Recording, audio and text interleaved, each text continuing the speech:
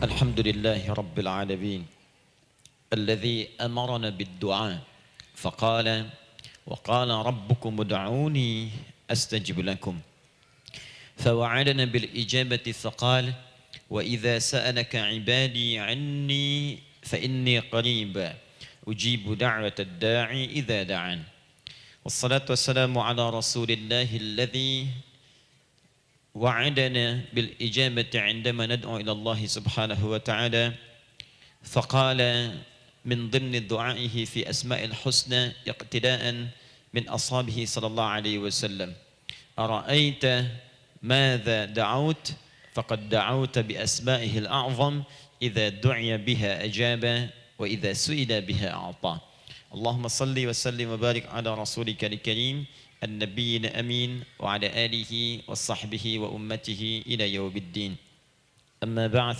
فيا عباد الله أوصي نفسي وإياكم بتقوى الله فقد فاز المتقون فلا تموتن إلا وأنتم مسلمون. Saudariku sekalian, para ibu baik yang di dalam ruang masjid ataupun yang di luar masjid, di sekitaran masjid dan studio, saya ingin mengajak pada seluruhnya tanpa kecuali, mari kita senantiasa bersyukur pada Allah Subhanahu wa taala atas nikmat yang telah kita dapati sampai dengan pagi hari ini. Syukur itu selalu menambah ketenangan di dalam jiwa. Syukur itu bisa mengentaskan sebagian persoalan hidup yang kita rasakan. Syukur itu bisa menambah kekuatan dari perasaan lemah yang kita rasakan. Dan syukur itu puncaknya bisa mengantarkan ke dalam surga terbaik yang dijanjikan, hingga Allah menyebutkan kemudian dalam Al-Quran, wa qalilun min ibadiyasy syakur. Sedikit sekali di antara hamba-hambaku itu yang bisa menjadi orang yang pandai bersyukur kepada Allah Subhanahu wa taala. Mudah-mudahan hidupan kita sampai hari ini seluruhnya diterima oleh Allah Subhanahu wa taala sebagai amal saleh, dan semoga yang belum mendapatkan hidayah untuk berislam sampai dengan pagi hari ini dihunjamkan hidayah kepada dalam jiwanya oleh Allah Subhanahu wa taala agar bisa berislam sebelum wafat menghadap Allah Subhanahu wa taala. Baik, hari ini kita akan belajar. Saya akan cepat masuk kepada pembahasan karena waktu kita cukup singkat, tentang orang-orang yang dikabulkan doanya yang tersebut dalam Al-Quran khususnya dan sunnah-sunnah Rasulullah Sallallahu Alaihi Wasallam. Kita akan bagi pembahasan kita ke dalam 3 bagian. Pertama, kenapa kita mesti berdoa? Di poin pertama. Kenapa kita mesti berdoa? Yang kedua, bagaimana cara berdoa yang baik, yang cepat dikabulkan oleh Allah Subhanahu wa taala. Jadi yang pertama, mengapa kita mesti berdoa? Esensi doa itu apa, kan? Yang kedua, bagaimana cara berdoa yang sekiranya cepat dikabulkan oleh Allah Subhanahu wa taala. Dan yang ketiga, kita akan melihat ukuran pengabulan doa. Seperti apa doa itu dikabulkan. Karena nanti ada orang-orang yang tidak sadar sesungguhnya doanya sudah dijawab, tapi dia tidak menyadari itu. Bahkan merasakan doanya kok nggak dijawab-jawab gitu. Padahal Allah sudah menjawabnya. Nah, seperti apa ukuran kita mengetahui bahwa doa kita telah terjawab, atau doa kita barangkali belum dijawab atau tidak dijawab? Apa ukuran ketiga hal itu? Itu yang coba kita turunkan di pembahasan pagi ini. Mudah-mudahan dengan itu kita nanti akan lebih pandai bagaimana cara menyikapi doa dalam hidup, seperti apa doa dipanjatkan, kapan kita berdoa, dan kita tahu, oh ini hasil dari doa yang telah kita panjatkan. Sepakat sampai di sini? Baik ya, tinggal sepakat saja ya. Kan biasanya yang nerangkan saya, nulis saya, ngapus saya sampai selesai pula. Baik, ayo kita mulai. Bismillah. Mengapa kita mesti berdoa? Kita buka dulu ibu sekalian. Ya, yang di ruangan ini ataupun yang di bawah, semuanya insya Allah memiliki kemuliaan yang sama di hadapan Allah Subhanahu wa taala sesuai dengan keikhlasannya. Ya, sesuai dengan keikhlasannya. Karena hadisnya umum sifatnya. Man salaka tariqan yaltamisu fihi ilma sahhalallahu lahu tariqan ilal jannah. Siapa yang menyiapkan dirinya menempuh perjalanan dan dia meniatkan ingin belajar pengetahuan agama walaupun sedikit, maka dia akan dapat balasan dari Allah. Minimal setiap langkahnya akan dicatat meringankan langkah dia ke surga nantinya. Ya. Dan di situ tidak disebutkan khusus bagi yang di dalam ruangan masjid. Lantai 2 lagi misalnya. Tidak. Ya, jadi yang di sekitaran, yang di depan semua berdasarkan niatnya, ya. Berdasarkan niat dan kuantitas amalannya. Di kuantitas itu tambah. Mungkin Ustadz belum datang, ibu ada yang berzikir, ada yang baca Al-Quran, ada yang istighfar. Itu yang nambah pahala. Ya. Kalau yang pasang status, pasang kamera, ya itu saya nggak tahu. Ayo kita kembalikan sini. Pertama, Quran surah ke-7 ayat 172. Quran surah ke-7 Al-A'raf ayat 172. Kemudian setelah itu diperintahkan dalam Al-Quran surah ke-40 Ghafir ayat ke-60. Lalu kita praktekkan ini dalam keseharian kita. Saya beri contoh misalnya Quran surah ke-2 ayat ke yang paling banyak nih dibaca 201. Kadang-kadang misalnya Quran surah kedua ayat 286. Banyaklah. Quran surah ke-7 ayat 23 misalnya dan seterusnya. Ini bagian pertama.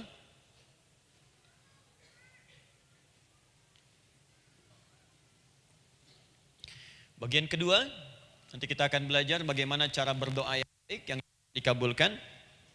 Kita ambil satu Quran ke-2 ayat 186. Kemudian yang kedua kita ambil contoh Quran surah ke-17 ayat 110.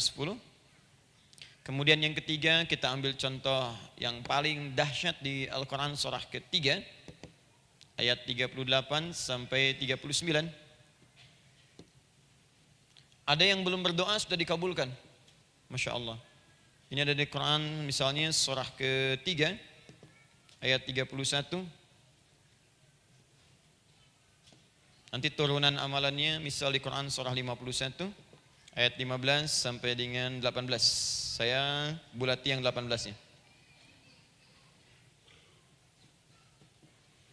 Bagian ketiganya nanti kita uraikan di bagian akhirnya. Baik, kita bisa mulai insyaallah. Baik, kita bagian pertama, mari kita mulai. Saya ingin berkisah sejenak dengan menyampaikan Quran surah ke-7 Al-A'raf ayat 172. Allah berfirman, A'udzubillahi minasyaitonir rajim, wa idz akhadha rabbuka min bani adama min zuhurihim dzurriyyatahum wa ashhadahum ala anfusihim alastu bi rabbikum qalu bala syahidna. Ada ayatnya? Baik ya, di Quran surah ke-7 Al-A'raf ayat 172. Wa idz akhadha rabbuka min bani Adam. Kata Allah, dan ingatlah, pahamilah, pelajarilah, dalamilah. Teman-teman sekalian, ingat kalimat idz itu, idz dalam Al-Quran, termasuk dalam bahasa Arab, itu bukan sekedar mengingat. Idz itu bisa mengandung arti memahami dengan dalam. Menganalisis. Ya, memaknai itu idz. Jadi bukan sekedar mengingat. Bukankah ibu kalau mengingat sesuatu berusaha mendalaminya? Ya, kalau nggak percaya saya tanya begini. Coba ibu ingat kemarin jam 5 sore ada di mana? Bukankah sekarang sedang mendalami sesuatu? Sedang mencari memori jam 5 sore kemarin ada di mana? Setelah itu dihimpun jadi sesuatu lalu disampaikan dengan terstruktur, dengan rapi. Oh, kemarin saya ada di sini, di sini, di sini, mengerjakan ini. Itu idz dalam bahasa Arab. Kalau di Al-Quran ada kalimat idz, itu berarti bukan sekedar kita diminta mengingat, tapi juga merenung, mendalami, memahami dengan dalam. Paham insyaallah?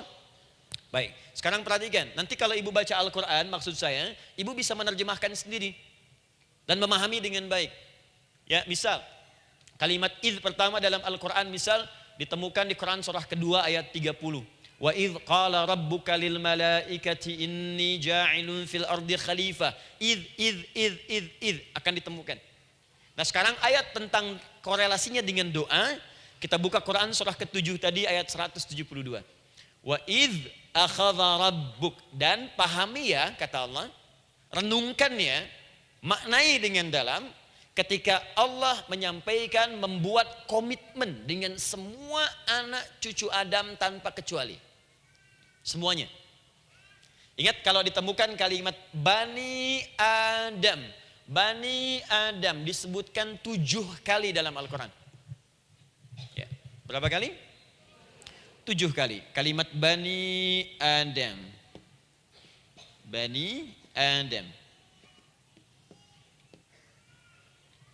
Ini menunjuk pada semua keturunan anak cucu Adam sampai selesai kehidupan. Ya, dari Nabi Adam alaihissalam, kemudian pasangannya Sayyidah Hawa alaihissalam, kemudian keduanya mulai berumah tangga, melahirkan keturunan. Diabadikan di Al-Quran surah keempat, ya, surah Ibu, ayat yang pertama. Ya ayyuhan nasu taqu rabbakumul ladzi khalaqakum min nafsin wahidah wa khalaqa minha zawjaha. Di situ kemudian ada Adam, zaujaha Hawa, ya. Wa batha minhuma rijalan katsiran wa nisaa. Dari situ turun keturunan laki-laki perempuan, laki-laki perempuan. Nanti menyebar, Bu, ya, menyebar. Ada yang ke Chicago, ada yang di Chicago, ada yang di Singaparna, ada yang di Singapura. Semua nyebar. Ya, di Sunda, dari Jawa sampai ke Sumatera, sampai Indonesia, sampai Nusantara, sampai Asia, Eropa, dunia. Nanti penyebarannya disebutkan di Quran surah ke-49 ayat ke-13. Ya ayyuhan nasu inna khalaqnakum min dzakarin wa untha.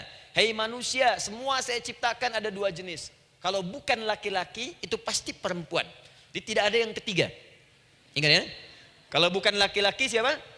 Perempuan. Jadi tidak ada misalnya, maaf, laki-laki yang keperempuan-perempuanan, yang gerakannya melambai, ya, kata-katanya terlampau lembut misal, dan tidak ada pula perempuan yang perkasa, ya, terlampau kuat misalnya, melampaui batas-batas standarnya. Jadi kalau bukan laki-laki pasti perempuan.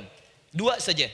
Jadi kalau misalnya masih ada yang bingung, tentukan dirinya, ya, dan lihat fitrahnya. Lihat fitrahnya. Baik, kemudian waja'alnakum syu'uban wa qabaila. Kami tempatkan kalian mungkin beda-beda tempat. Syu'ub, beda tempat. Ya, ada yang misalnya RT, RW, kecamatan, beda kampung, beda negara, sampai seluruh dunia. Wa qabail, satu tempat itu sukunya bisa beda. Coba Ibu lihat misalnya, ya, di daerah Sumatera saja ada berapa suku? Di Sunda paling banyak suku, ya? Banyak sekali. Jadi bisa lain-lain, bisa beda-beda. Nah, lita'arafu, semua saling mengenal, silakan. Nah, ketika semua tadi ditempatkan di semua pelosok dunia, baik laki-laki, perempuan, dari anak keturunan Adam, itu semua anak keturunan Adamnya disebut dengan satu nama saja dalam Al-Quran, yaitu Bani Adam. Jadi kalau kita mau cari keturunan kita, sampai ke asal mula kita, dari kita sekarang, itu semua akan tersambung kepada Adam alaihissalam. Puncaknya akan ke sini. Ya. Dan tidak akan nyasar kemana-mana, Bu. Ya, ada sebagian manusia nasabnya tidak ingin ke Adam, inginnya bergeser, sehingga mengatakan manusia berasal dari monyet katanya. Ya. Ada yang berkata begitu. Ibu sampaikan saja kalau bapak dari monyet, silakan saja, jangan ngajak-ngajak saya, gitu ya. Nah, jadi semua manusia itu pasti akan kembali ke sini, ya, ke Adam alaihissalam. Karena itu saya pernah sampaikan termasuk di sini di hadapan ibu semua, masih ingat mukjizat pertama Rasulullah sallallahu alaihi wasallam saat lahir ke muka bumi. Ingat, Nabi itu sebelum dilantik menjadi Rasul dalam usia 40 tahun, turun surah Al-Alaq, itu diberikan oleh Allah keistimewaan tanda-tanda kenabian. Apa di antara tandanya? Allah perjelas nasab keturunannya sampai Nabi Adam, padahal lahirnya itu ayahnya sudah wafat. Di lahir beliau, ayahnya wafat, tapi nasabnya diperjelas sampai Nabi Adam. Sehingga jelas, orang tidak bisa menyoal. Ini orang nggak jelas nih, ya. Kan suka ada begitu, Bu, ya. Tiba-tiba datang menerangkan sesuatu, siapa itu? Itu nggak jelas. Bahkan sekarang sering muncul statement, siapa sih ustadz itu? Itu ustadz nggak jelas. Ya. Nabi nggak bisa disoal, karena semuanya jelas. Nasabnya jelas, keturunannya jelas, kemuliaannya jelas, ilmunya jelas. Jadi kalau orang mau menyoal nggak punya peluang. Siapa kamu Muhammad? Saya jelas keturunannya.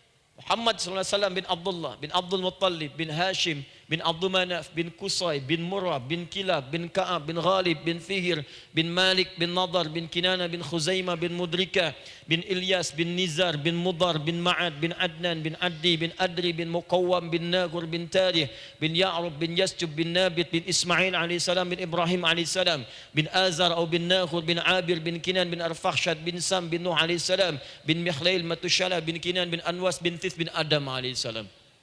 Coba ulangi. Jelas. Jelas. Jadi orang nggak bisa nyoal, itu mukjizat ya. Keistimewaan pertama sebelum Allah kemudian angkat menjadi nabi dan rasul di usia 40 tahun. Jadi kalau ibu ditanya, kamu jelas enggak? Jelas. Apa binnya? Bin Bani Adam. Itu bocoran dari Al-Quran. Ya, kalau ditanya keturunan siapa kamu? Adam. Tahu dari mana? Allah yang nyampaikan langsung. Apa kata Allah? Bani Adam. Jelas ya? Baik. Jadi ini kembali kepada Adam alaihissalam. Nah, semua anak cucu Adam yang saya garis bawahi, sejak mulai terlahir itu sudah ada komitmen dari Allah dengan anak cucu Adam ini sebelum terlahir ke dunia. Sejak dalam kandungan. Jadi kalau ibu belajar hadis, misal dulu saya pernah amanahkan kalau ibu mau belajar dasar-dasar, cari kitabnya Imam An-Nawawi yang Al-Arba'in An-Nawawiyah, 42 hadis. Hadis keempat, ya paling kiri sebelah atas di kitabnya, dari Abdullah bin Mas'ud radhiyallahu taala anhu, ya. Qala Nabi sallallahu alaihi wasallam bahwa shadiqul masduq. Nabi SAW pernah menyampaikan sedangkan beliau orang benar dan dibenarkan. Kapan perjanjian ini dibuat? Dalam usia kandungan 4 bulan. Dalam kandungan. Inna ahadakum yujma'u fi batni ummihi. Setiap kalian yang akan terlahir dari anak cucu Adam. Kecuali Adam, Bu ya. Ingat, kecuali Adam, kecuali Hawa. Karena ini asal mula manusia keduanya.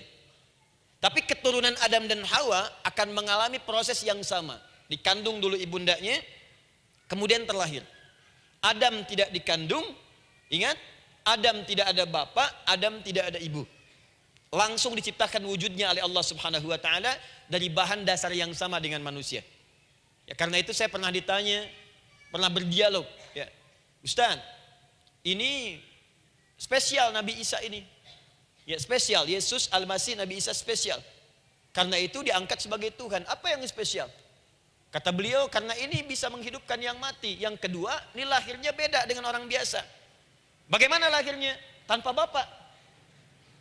Ibu saja tanpa bapak. Mana ada manusia yang lain seperti ini? Saya bilang, Adam lebih spesial lagi. Lahir tanpa ibu, tanpa bapak. Kenapa nggak jadi Tuhan? Tapi kan Adam nggak bisa menghidupkan yang mati. Dengan izin Allah, maaf, Nabi Ibrahim lebih canggih lagi. Buka Quran surah kedua, ayat 260, paling kiri sebelah atas. Wa idh qala Ibrahim rabbi arini kaifa tuhyil mauta qala awalam tu'min qala bala walakin inna qalbi. Ketika Ibrahim bermohon kepada Rabbnya, ya Allah, tolong tunjukkan kepadaku bagaimana cara menghidupkan yang mati. Kata Allah, kamu masih nggak yakin? Kata Ibrahim, saya yakin-yakinnya, cuma supaya hati saya tenang, membuktikan kepada yang lain tentang kuasamu. Kata Allah, gampang. Lalu Allah berikan kemudian satu ketentuan sama persis dengan Nabi Isa, cuman prosesnya lebih canggih. Kalau Nabi Isa tepuk mayatnya, bangun, bicara. Nabi Ibrahim kata Allah, nih ambil burung, potong-potong dulu, dicincang dulu. Sudah dicincang kemudian, mayatnya disimpan, jasadnya di tempat bukit yang berbeda. Kalau sekarang potong burung, simpan di bukit satu, jasad yang kedua simpan di bukit B. Kepalanya simpan di bukit A, ekornya simpan di bukit B, badannya simpan di bukit C. Panggil dengan nama Allah. Thummad'uhunna ya'tinaka sa'ya. Panggil, bismillah, dengan nama Allah, hidup. Sama persis dengan Nabi Isa. Dengan nama Allah, biiznillah, hidup. Nabi Ibrahim, biiznillah, dengan nama Allah, hidup. Menyatu semuanya, jadi satu. Psst. Kalau Nabi Isa kemudian ada yang menduga sebagai Tuhan, kenapa Nabi Ibrahim tidak angkat jadi Tuhan? Paham ya? Nah, ini menunjukkan bahwa ada pola pemikiran yang harus dikembalikan supaya benar cara memahaminya. Jelas sampai sini? Maaf saya sedikit agak lompat ya. Saya kembalikan kemudian, perhatikan sini. Inna ahadakum yujma'u fi batni ummihi. Karena itu semua anak cucu Adam, beda dengan Adam, akan proses lahirnya dikandung dulu di perut ibundanya. Fokus baik-baik. Arba'ina yauman nutfah, 40 hari pertama baru kemudian proses antara spermatozoa dengan ovum berproses. Thumma yakunu mithla dzalika, kemudian alaqah, 40 hari yang kedua jadi alaqah, zigot yang menempel di dinding rahim. Thumma yakunu mithla dzalika mudghah. 40 hari ketiga berbentuk mudghah, sudah mulai berbentuk daging sekeratan, ada bentuknya. Dan usianya sudah 4 bulan, 40 hari ketiga, 120 hari. 120 hari. Thumma yursalu ilaihil malak, kemudian diutuslah malaikat, fayanfukhu fihi ruh, maka ditiupkan roh ke dalamnya. Jadi ingat, kalau di antara sini, di antara kita ada ibu misalnya yang tengah hamil, tengah mengandung, ingat baik-baik, atau keluarganya, kerabatnya, usia 4 bulan itu roh sudah ditiupkan. Di kandungan sudah ada rohnya. Hati-hati ya. Berapa bulan? 4 bulan. Karena itu nanti ada ayat dalam Al-Quran, Quran surah ke-7 ayat 189. Di posisi ini harus banyak berdoa dan beramal soleh. Ingat ya, berdoa, beramal soleh, minimal minta kepada Allah. Da'awallaha rabbahuma la in ataitana shaliha lanakunanna minasyakirin. Minta banyak kepada Allah, ya Allah jadikan anak saya anak yang soleh, jadikan anak saya anak yang soleh. Dari usia itu 4 bulan sampai ke atas menjelang lahiran. Nanti diiringi oleh amal soleh kedua orang tuanya. Ini sudah penelitian dokter muslim, khususnya di Asia Tenggara. Saya diskusi dengan seorang dokter muslim, ternyata ada korelasi amal soleh yang dikerjakan kedua orang tua, ayah dan bunda, atau calon ayah dan bunda, kepada anak yang sedang dikandung, yang belum dilahirkan. Jadi kalau orang tuanya rajin baca Al-Quran, itu berpengaruh ke anak, Bu. Dan penelitian terkini, itu mempercepat anak itu menjadi seorang penghafal Quran ketika lahir. Ya, pernah satu kali dibacakan Al-Quran, posisi janin itu berubah. Seperti sujud gitu. Itu penelitian sudah di MRI waktu itu dilihat ya, kelihatan. Jadi ada korelasi antara kesolehan orang tua dengan kesolehan anak yang sedang dikandung. Hati-hati ya. Tapi yang penting diketahui adalah dalam usia kandungan 4 bulan itu disebutkanlah isyarat di Quran surah ke-7 ayat 172 terjadi perjanjian komitmen dengan Allah Subhanahu wa taala. Apa perjanjiannya? Wa idh akhadha rabbuka min bani adama min zuhurihim dzurriyyatahum wa ashhadahum ala anfusihim. Lihat perjanjiannya, saya fokus di kalimat ini, alastu bi rabbikum. Apakah engkau akan berkomitmen saat ini? Bersaksi? Karena kalimatnya bersaksi. Wa asyhadahum, dan mereka bersyahadat, bersaksi, komitmen. Di komitmennya menggunakan kata syahadat di sini. Karena itu nanti setiap bayi yang sudah terlahir dari rahim ibu manapun itu berada dalam keadaan suci karena sudah bersyahadat dalam perut ibundanya. Masih ingat hadis ini? Kullu mauludin yuladu 'alal fitrah. Setiap yang terlahir dari rahim perempuan manapun itu membawa fitrah. Apa di antara fitrah yang dimaksudkan itu? Fitrah keislaman, fitrah mengakui Allah sebagai Tuhan. Itu nanti ada di Quran surah ke-30 ayat ke-30, paling kanan sebelah atas. Quran surah 30 ayat 30.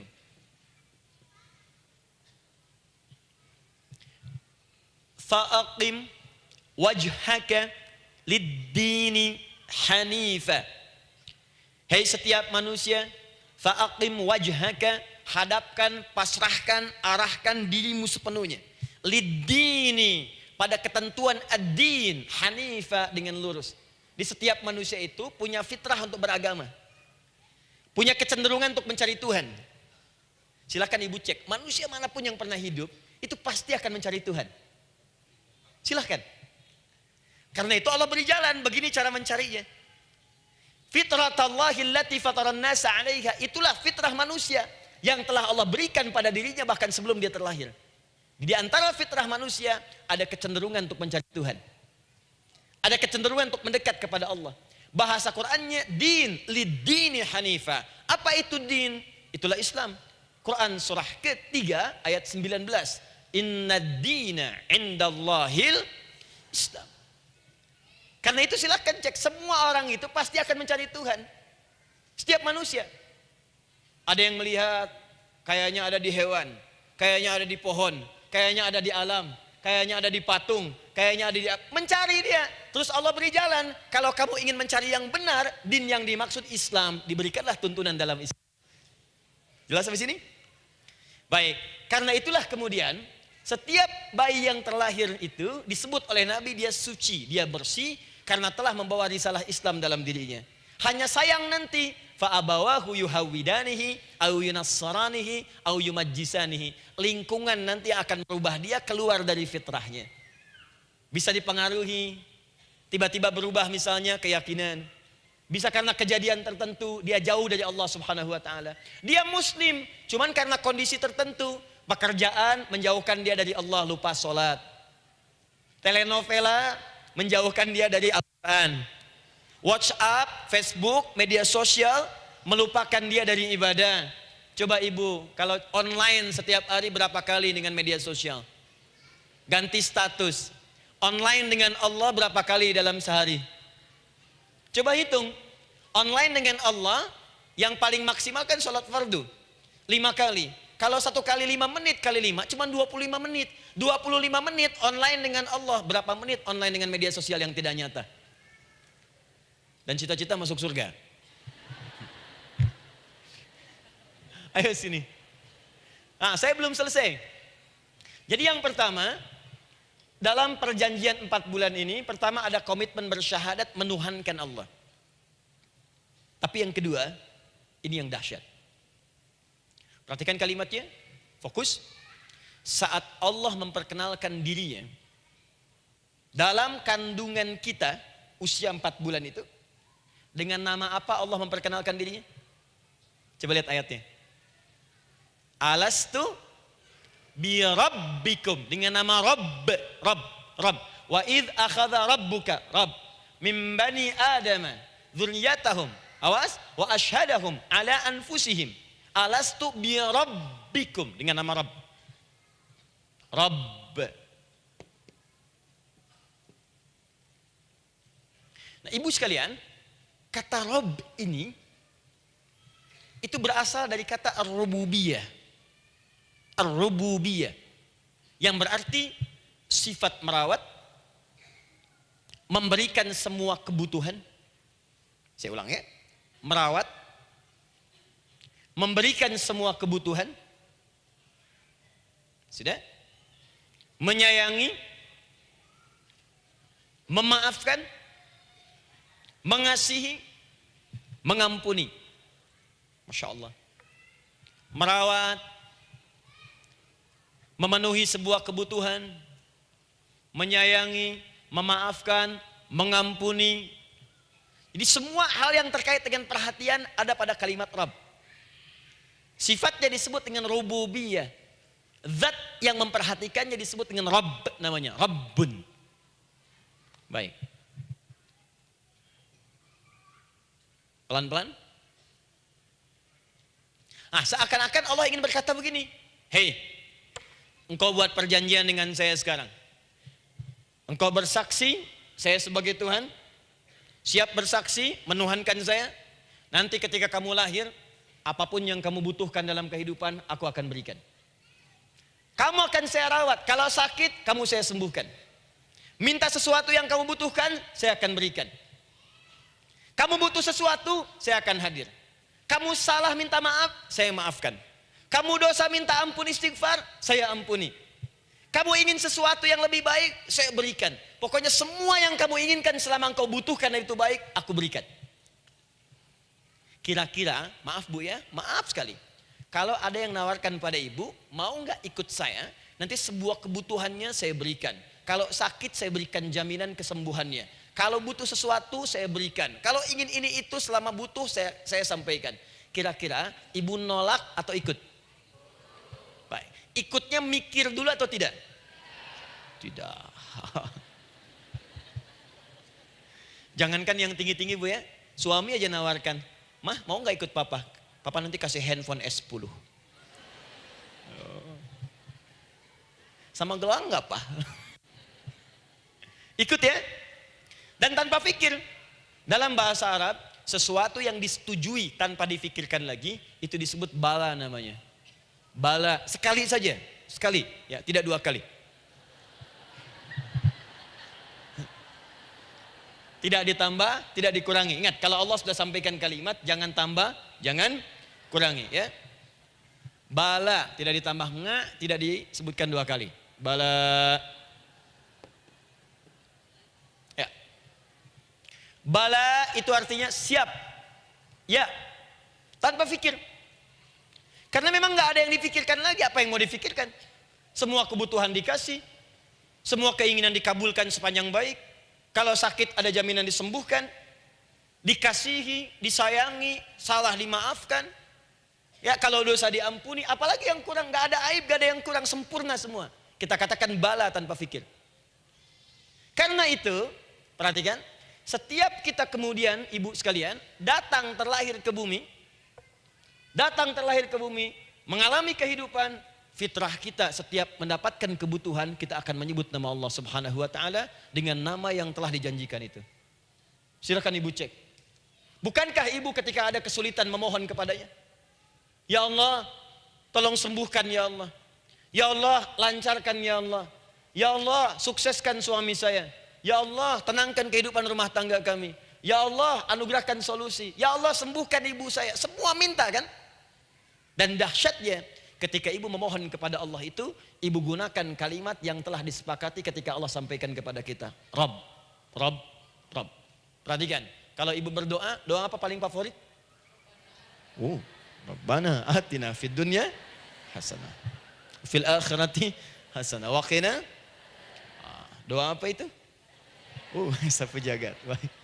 Bu bayangkan, Nabi aja nggak tahu tuh istilah itu sapu jagat. Ibu tahu? Wah, Masya Allah, Indonesia kreatif. Luar biasa. Ada doa sapu jagat, nggak ada doa sapu nggak ada jagatnya, ada doa jagat nggak ada sapunya. Pokoknya luar biasa lah. Ya. Ya. Lihat, bukankah kalimatnya dibuka dengan Rabb? Rabbana atina fid dunya sana. Rabbana zalamna anfusana wa illam taghfir lana wa tarhamna lanakunanna minal la yukallifullahu nafsan illa laha ma kasabat wa 'alaiha mak. Perhatikan, Rabbana la innasina Rabbana Rabb. Ini ayatnya. Sapu jagat Quran surah 2 ayat 201. La yukallifullah Quran surah 2 ayat 286. Rabbana zalamna Quran surah 7 ayat 23. Yang ingin saya sampaikan, setiap kita butuh sesuatu, kita menyebut namanya dengan kalimat Rabb. Kenapa kita katakan Rabb? Karena Allah sendiri menyebutkan dengan kalimat Rabb. Alastu bi rabbikum, saya nanti adalah Tuhan yang akan memperhatikan kalian, menyayangi kalian. Saya Tuhan yang akan merawat kalian, memberikan semua kebutuhan. Makanya ibu tuh kalau ada persoalan nagih seakan-akan ke Allah. Ya Allah, kan engkau yang berjanji kepada saya. Engkau yang berjanji, engkau yang menepati ya Allah, karena engkau Tuhan. Kalau manusia, dia berjanji, dia yang mengingkari. Dia awali, dia yang akhiri. Tapi engkau beda ya Allah. Kenapa? Engkau berjanji, engkau yang menepati. Quran surah ketiga ayat 9. Innallaha la yukhliful mi'ad. Engkau yang berjanji, engkau yang menepati. Engkaulah awal dan akhir dari semua hal. Engkau mengatakan saya Rabb yang akan memberikan semua kebutuhan. Sekarang saya butuh ya Allah. Engkau berjanji akan menyembuhkan, sekarang saya sakit ya Allah. Engkau berjanji akan memberi solusi, sekarang saya sedang punya masalah ya Allah. Engkau berjanji akan memberikan kesuksesan, sekarang saya sedang menapaki itu ya Allah. Makanya ibu sebutkan kalimat Rabb, Rabb, Rabb, Rabb. Jadi sesungguhnya doa itu adalah fitrah dari setiap manusia karena mulai dibangun komitmen sebelum dia dilahirkan ke muka bumi. Jadi kalau kita bicara tentang doa, doa itu fitrah kehidupan bagi setiap manusia. Hidup. Sekaligus penanda komitmen yang membedakan antara Khalik dengan makhluk. Hamba dengan Allah. Manusia dengan Tuhan. Kan Allah katakan, saya Rabb ya, saya yang ngasih, saya yang Tuhan. Berarti kita yang makhluk kan? Kita yang butuh kan? Allah yang memberi, kita yang butuh. Untuk membedakan mana yang butuh, mana yang ngasih, maka pembedanya adalah doa. Jadi kalau ada manusia yang gak pernah doa selama hidup, itu tandanya ada yang salah dengan kehidupannya. Karena seakan-akan dia gak butuh Tuhan. Sebab perbedaan manusia dengan Tuhan itu sebelum lahir, salah satunya ditunjukkan dengan sifat butuh kita kepada Allah. Makanya sekaya-kayanya orang itu pasti berdoa. Manusia paling kaya di muka bumi pun kalau besoknya mau ada pekerjaan atau proyek, dia berdoa dulu tuh. Ya Tuhan, tolong lancarkan proyek ini. Butuh. Pejabat setinggi-tingginya, kalau sudah mau mulai kemudian ada pemilihan, kalau mulai ada kebijakan, kalau mulai ada apapun berdoa juga. Itu tandanya butuh. Butuh. Di setiap manusia itu pasti butuh dengan Allah. Karena itu kalau ada manusia yang gak pernah berdoa selama hidupnya, itu langsung mendapatkan kecaman dari Allah dan dijamin akan masuk neraka yang paling dalam. Karena seakan-akan dia sedang gak butuh dengan Allah. Saya ulang ya, saya ulang. Doa itu fitrah hidup manusia yang sekaligus menunjukkan statusnya sebagai hamba. Jadi kalau ibu update status di media sosial, mulai sekarang tuliskan hamba. Hamba. Sudah. Mau sifatnya apapun tetap hamba. Ya, mau pejabat, mau orang kaya, mau cukup, mau macam-macam, mau ustadz, mau syekh, mau habib, tetap ujungnya hamba. Dan butuh penghambaan itu diwujudkan dalam bentuk doa. Muncullah Quran surah ke-40 ayat ke-60. Wa qala rabbukum, Rabb, selalu Rabb. Wa qala rabbukum ud'uni astajib lakum. Innal ladzina yastakbiruna an ibadati, awas, sayadkhuluna jahannama dakhirin. Allahu akbar. Dan Rabbmu berfirman, mengingatkan kembali kepada kalian semua, hei hamba-hambanya. Kalau ada kebutuhan, kalau ada masalah, kalau ada permintaan, kata Allah, ayo doa sama saya. Minta. Kan kita sudah bikin perjanjian. Makanya Allah katakan kalau punya masalah, Bu, berdoa, bukan mengeluh. Kalau punya persoalan, Bu, berdoa, bukan bikin status. Rasanya aku tidak sanggup. Ditulis di Facebook. Apain? Terus kalimat Allahnya pun jelas. Minta kepadaku, bukan mengeluhkannya. Kamu tidak seperti yang aku kira. Nungguin komen. Sambil masak, celing ada satu. Ece kunaon. Makin meluas masalah. Untuk abi mas sabar. Sudah. Paham ya? Jadi ini kaidah hidup yang pertama. Sebetulnya sederhana, cuman jarang digunakan gitu. Sederhana, cuman jarang dipakai. Kata Allah kan, kamu doa itu, saya kasih ketenangan. Jadi Bu, gini, doa itu manfaatnya, walaupun solusi belum datang, tapi hati tenang. Tenang. Jadi kalau mau curhat-curhat sama Allah, sampaikan, minta, mohon, berikan. Minimal tenang. Saya kasih rahasia ya. Ini di antara kita saja nih. Lihat sini. Saya hapus dulu deh. Bismillah. Masya Allah. Mau ngapus sendiri, nulis sendiri, penghapus, lari sendiri.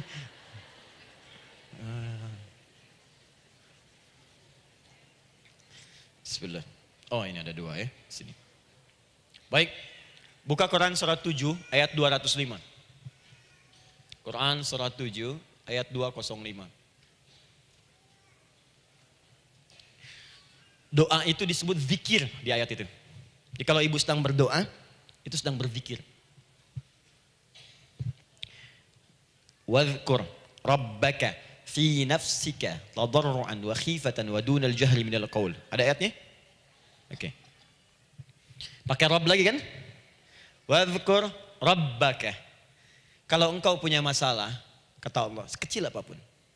Di rumah tangga kah, di kantor kah, kehidupan sosial kah. Kata Allah, ayo sebut, minta kepada Allah. Berdoa. Doa disebut dengan zikir. Zikir itu semua kegiatan yang membuat kita ingat Allah. Zikir. Baca Quran, zikir. Dalilnya Quran surah ke-15 ayat 9. Inna nahnu nazzalna dzikra. Kami turunkan Al-Quran sebagai zikir. Menghafal Quran, zikir. Quran surah 54 ayat 17, ayat 22, ayat 32, ayat 40. Walaqad yassarnal Qur'ana lidzikri. Kami akan mudahkan Al-Quran untuk diingat, dihafalkan. Zikir, sebagai zikir kepada Allah. Ibu selepas sholat, baca subhanallah, alhamdulillah, Allahu Akbar, zikir. Quran surah keempat, ayat 103. فَإِذَا قَضَيْتُمُ الصَّلَاةَ فَاذْكُرُوا اللَّهَ. Maka jika anda telah tuntas mengerjakan sholat, segera berzikir kepada Allah. Sholat sendiri, zikir. Quran surah ke-20, ayat ke-14. Innani anallahu la ilaha illa ana fa'budni wa aqimis salata li dzikri. Saya Allah, kata Allah. Tidak ada Tuhan selain saya. Sembah saya. Bagaimana menyembah Allah? Tunaikan salat sebagai zikir kepada Allah. Zikir. Di zikir semua amalan yang mendekatkan kita dengan Allah. Doa itu satu dari bagian zikir. Tapi tahukah ibu fungsi zikir yang paling utama itu apa? Quran surah 13 ayat ke-28. Ala bidzikrillahi tatmainnul qulub. Yakinkan pada dirimu kalau zikirmu benar kepada Allah, maka dia akan berdampak kepada hati menjadi lebih tenang. Zikir itu manfaat pertamanya membuat hati tenang, Bu. Tadi saya contohkan. Baca Al-Quran zikir kan? Jadi kalau ibu sedang tidak tenang, sedang gelisah, ada masalah, daripada mengeluh sana sini, wudu, Bu, wudu. Ambil mushaf. Baca. Saat baca itu mungkin solusi belum datang, tapi hati itu lebih tenang.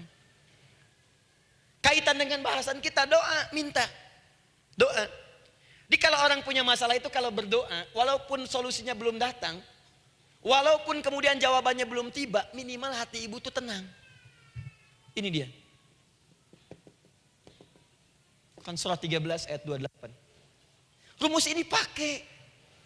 Gunakan dalam hidup. Karena yang tahu kehidupan kita itu Allah yang menciptakan kita. Yang tahu pesawat, yang bikin pesawat. Yang tahu handphone, yang bikin handphone. Yang tahu mikrofon, yang bikin mic-nya. Yang tahu kita, yang menciptakan kita. Ikutilah petunjuk Allah yang menciptakan kita, maka akan langsung terasa manfaatnya. Ibu tidak percaya, silahkan lakukan. Rasakan bedanya, bedakan rasanya, dan pasti akan terasa bedanya. Akan lain. Tuh. Doa. Tapi ingat yang paling penting kata Allah, doa itu bukan sekedar penting permohonannya, tapi menunjukkan status kita sebagai hamba di hadapan Allah Subhanahu wa taala. Jadi kalau ada orang selama hidup tidak pernah berdoa, artinya dia mengingkari status dia sebagai hamba di hadapan Allah Subhanahu wa taala. Mau menyejajarkan diri dengan Tuhan. Kan yang tidak pernah meminta itu Tuhan. Allah yang memberikan. Kalau manusia beda pasti minta. Artinya kalau ada manusia nggak pernah minta, seakan-akan bahasa halusnya, kamu ini ngaku jadi Tuhan. Saya tempatkan kau di neraka jahanam yang paling bawah. Jahanam itu, Bu, belum masuk saja sudah terasa. Terasa. Buka ibu Quran surah misalnya ke-40 Ghafir tuh. Ya, ayat 45 sampai dengan 47-nya. Sebelumnya lagi lihat Quran surah ke-8 ayat ke-50. Itu penghuni neraka, Bu, yang bukan jahanam saja.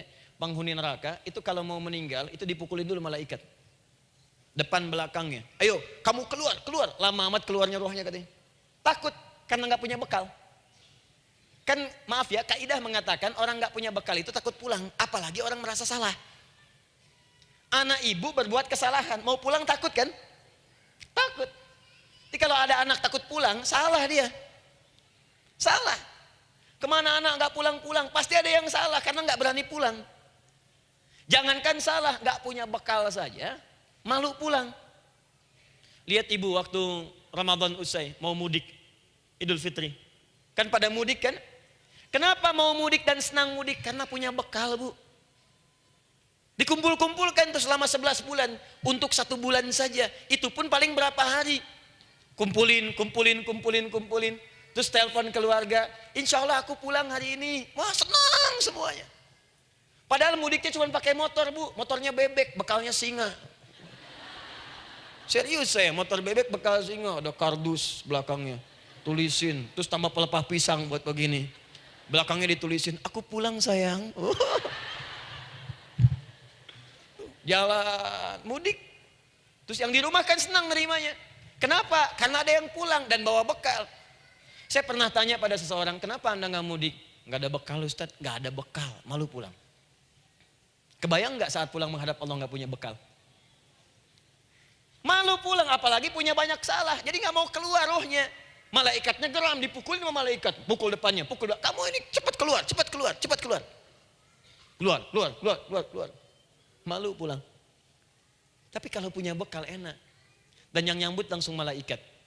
Bahkan nanti ada satu amalan saat dikerjakan, itu orang ini sudah masuk surga, tapi semua malaikat di semua pintu surga yang 8 itu datang mengunjungi dia mengucapkan selamat. Itu ada di Quran surah 13 ayat 24.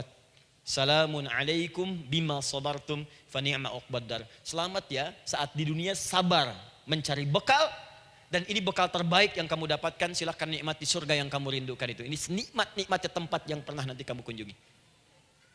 Dan tinggal abadi di situ. Yang nyambut malaikat. Bayangkan semua malaikat, Bu. Semua malaikat dari pintu surga datang nyambut dia. Wah, Masya Allah, ada malaikat Jibril, Israfil, malaikat maut. Maaf ya, dicabut kemarin. Biasa, selamat, selamat, selamat, selamat, selamat. Dunia aja kalau ada yang nyambut senang kan? Rumah dicet, datang, sambut depan rumah, semua hidangan ada, oh Masya Allah. Bahkan yang tidak ada jadi ada. Luarnya kongguan, dalamnya rangginang gitu kan. Wah, muncul semua. Paham ya? Jadi ini bagian pertama. Jadi kita katakan kenapa manusia mesti berdoa. Jawabannya karena manusia itu hamba. Dan doa itu adalah fitrah, bagian dari kehidupan. Kenapa manusia mesti berdoa? Karena ada komitmen dari Allah. Setiap dia mendapatkan sebuah persoalan, maka Allah akan jawab dan berikan jawaban dari semua persoalannya. Jalan mendapatkan jawaban itu adalah doa.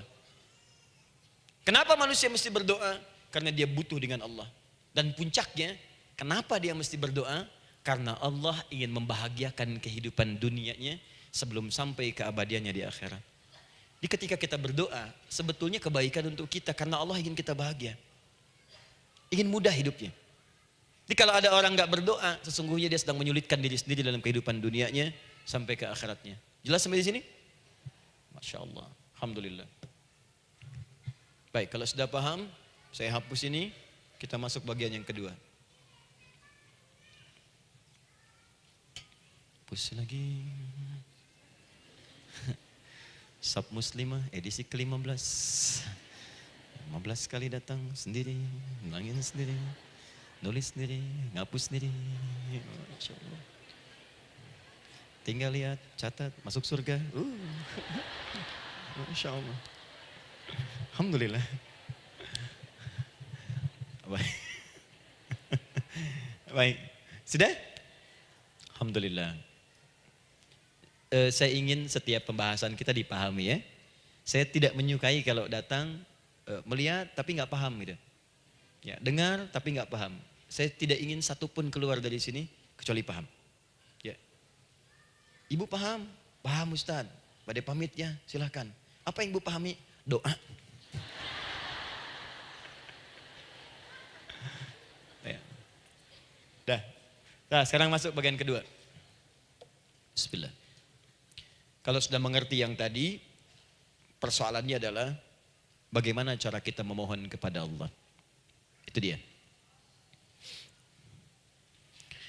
Bagaimana cara kita meminta? Kata Allah, kamu kalau punya masalah minta. Ya Allah, caranya bagaimana? Karena sesuatu yang dikerjakan tanpa ilmu dan tidak tahu caranya, itu bisa keliru. Hidup itu menyembah Allah tidak cukup dengan iman, Bu. Mesti pakai ilmu. Iman saja sekalipun kuat tanpa ilmu, itu bisa salah. Kuat ingin mendekat kepada Allah. Ya Allah, aku ingin ibadah, kuat. Saya punya kawan dulu di pesantren. Tahun kedua, dia sudah berubah. Ya, tadinya orang tuanya melihat anaknya Masya Allah, tiba-tiba ada perubahan, senang ibadah, Bu. Malam-malam dia bangun, ini kisah nyata, saya alami sendiri. Masya Allah, saya senang sekali. Kita saling doakan, dia bangun malam tahajud. Bangun jam 2, Anda bayangkan. Yang sebelumnya menjelang subuh atau apa, ini malam Jumat lagi, malam libur. Malam libur biasanya santri itu kebanyakan ada yang keluar, ada yang main, ada yang macam-macam. Ini dia malam tahajud, jam 2 bangun. Saya bahagia sekali. Udah bangun, sholat, selesai. Cuman pas waktu mau subuh, kok saya lihat tidur. Saya bangunkan kan. Fulan, bangun. Oh iya, katanya. Iya, oh mungkin nanti mau nyusul. Saya pikir istirahat dulu. Saya ke masjid lah. Udah ke masjid dah selesai. Kita diskusi di masjid selesai, semua pulang saya jam 7. Saya lihat masih tidur juga. Barangkali dia sudah tadi sholat mungkin di kamar, nggak sempat ke masjid karena capek. Tapi saya lihat kok posisinya nggak berubah. Di situ juga. Akhirnya setengah jam saya tunggu, saya bangunkan. Bangun. Bangun. Kenapa Adi katanya? Saya kira antum belum sholat subuh ya. Adi gimana sih? Kan udah saya jama dengan tahajud tadi. Udah saya jama dengan tahajud. Jadi memang kekuatan imannya lagi tinggi, cuman ilmunya kosong. Ini yang bahaya. Besok-besok kalau orang kayak gini sholat subuh bisa 4 rakaat. Ya. Karena itu berdoa penting, cuma kita mesti tahu caranya. Yuk kita mulai bagian pertama. Quran surah kedua ayat 186. Paling kiri sebelah bawah. Sudah?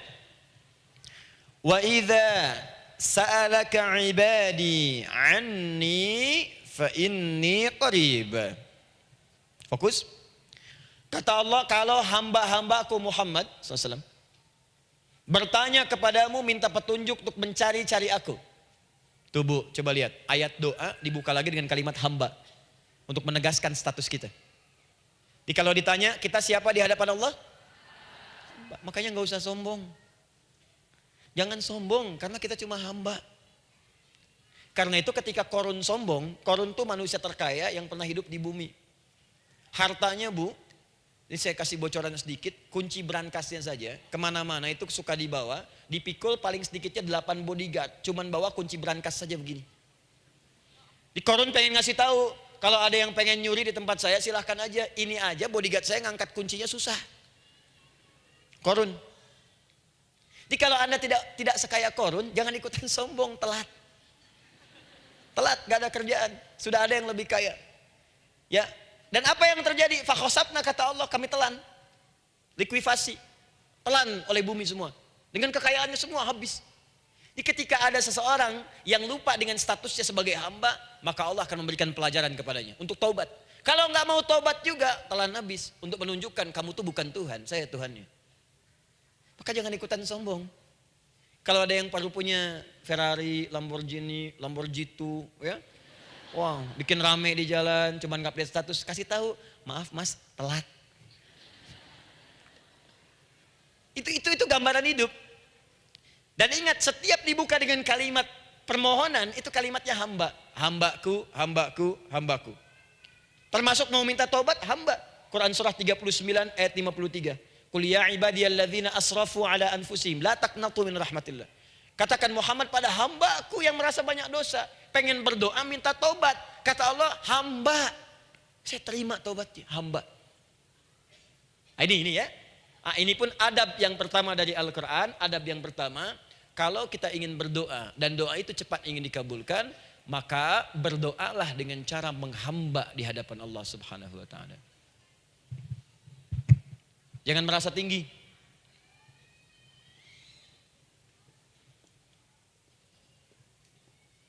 Saya turunkan caranya. Bagaimana cara menghamba itu dengan cara yang baik? Fokus. Wa idza sa'alaka 'ibadi 'anni, Muhammad SAW, jika ada hamba-hambaku bertanya padamu tentangku, ingin mencari-cari aku. Masya Allah, Ibu maaf ya, biasanya kan kalau orang mencari Allah, ingin mendekat kepada Allah, entah itu datang ke masjid, bangun malam, biasanya motifnya cuma 2. 1, ada kebutuhan, pengen berdoa, terus dekat sama Allah. Besok mau arisan, malamnya tahajud. Anak mau ujian baru puasa, kan? Suami ada proyek, baru baca Quran, kan? Terus itu biasa itu. Biasa. Jadi fitrah, Bu. Tumben jeng tahajud, fitrah. Itu biasa itu. Ya. Yang kedua, taubat dari maksiat. Taubat. Seorang taubat ke masjid, bangun malam, doa, itu biasa. Jadi kalau ada seperti itu tandanya kita hamba normal manusia. Fa inni qarib, kata Allah, katakan Muhammad SAW, katakan kepadanya, janganlah mencari, aku dekat. Dekat, jangan mencari, aku dekat. Jadi Bu, ketika kita butuh Allah, langsung jawab oleh Allah. Kamu mau apa? Aku dekat. Itu secara psikologi memberikan ketenangan yang paling dalam. Saya belum datang di sini sampai jam 8, Ibu tanya panitia, ustadznya mana sih? Ustadznya mana? Jawaban pertama misalnya, ini belum jelas nih ustadznya. Gak ada kabar. Yang kedua mengatakan, tenang saja, ustadz sudah dekat. Maka yang kedua itu lebih menenangkan kepada kita. Ketika ibu mencari, ya Allah, saya sedang ada masalah, langsung dijawab oleh Allah. Tenang, aku dekat denganmu. Mau minta apa? Itu bu, jadi kalau ibu sedang punya persoalan, psikologi Al-Quran mengatakan, langsung rasakan Allah itu bersama kita, dekat, menunggu kita mau minta apa. Ibu punya masalah dengan suami, ingin mengadu. Lu kata Allah, saya dekat, kamu kenapa? Ada masalah apa? Ayo minta, ayo cerita. Mohon. Ibu punya masalah dengan anak. Ibu punya masalah dengan tetangga. Di pekerjaan, kehidupan sosial. Kata Allah, saya dekat. Nah perasaan itu hadirkan dalam jiwa kita. Ini sekarang jarang didapatkan. Jadi kalau ada masalah itu, hal pertama yang dilakukan itu belum ingat Allah itu masalahnya. Di kebanyakan manusia itu kalau punya masalah, selalu ingin yang pertama itu solusinya. Bukan Allahnya. Kan pemilik solusinya Allah. Jadi kalau kita ingat pada yang memiliki, maka apapun yang kita minta akan diberikan. Bahkan ada orang yang saking ingatnya dengan Allah, sebelum minta sudah dikabulkan. Itu yang dahsyat. Nah, sekarang setelah kita paham tentang kedekatan ini, kemudian kita praktekkan. Jadi bu ya, maaf ya, ketika ibu punya masalah apapun, yang pertama diingat Allah. Allah, Engkau telah berjanji, Engkau pasti akan tepati. Ya Allah, sekarang aku ada persoalan. Nah, sekarang teruskan ayatnya. Ujibu da'watad da'i idza da'an. Ujib.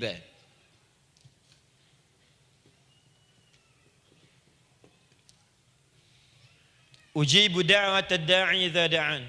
Aku pasti akan menjawab, mengabulkan setiap doa hambaku jika dia bermohon kepadaku.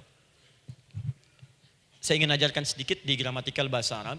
Ujib itu disebut dengan fi'il mudhari namanya. Saya kasih rumus cepat bu ya. Insya Allah kalau ibu fokus dengan rumus ini, ibu nanti bisa memahami Al-Quran dengan baik. Saya kasih satu kalimat, hafalkan baik-baik. Ini gampang kok. Anita. Ya, Anita. Sudah? Anita. Baik.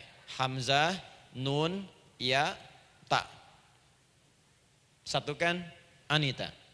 Kalau di dalam kalimat ibu baca Al-Quran, di depannya ada huruf hamzah ini,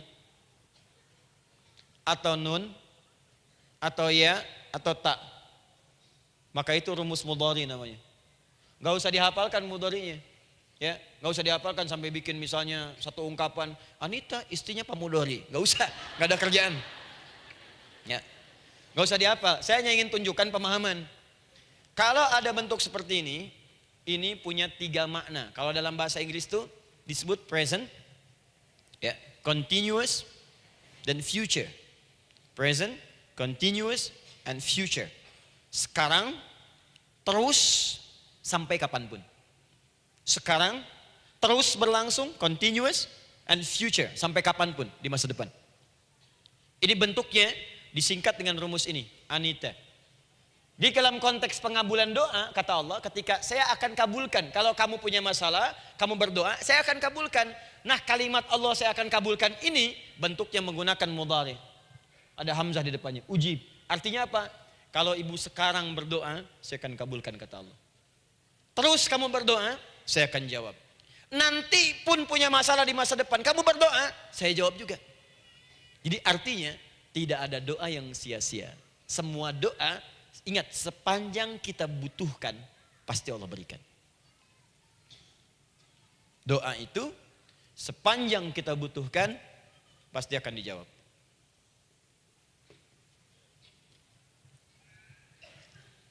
Nanti kapan dijawabnya, seperti apa jawabannya, nanti bagian ketiga. Kadang-kadang minta sekarang, dijawabnya nanti. Minta sekarang, dijawab sekarang. Ada yang mintanya A, dijawabnya B, itu yang paling dahsyat. Ya. Jadi kalau saya tanya, kalau kita berdoa, dijawab tidak oleh Allah? Ya, itu janji Allah. Setiap orang berdoa, pasti dijawab. Nah hanya persoalannya, seperti apa doa yang cepat dijawab itu? Apakah semua doa langsung dijawab seketika? Akankah mendapat jaminan langsung dijawab? Ternyata kalimat dijawab ini diikat dengan syarat ketentuan berlaku.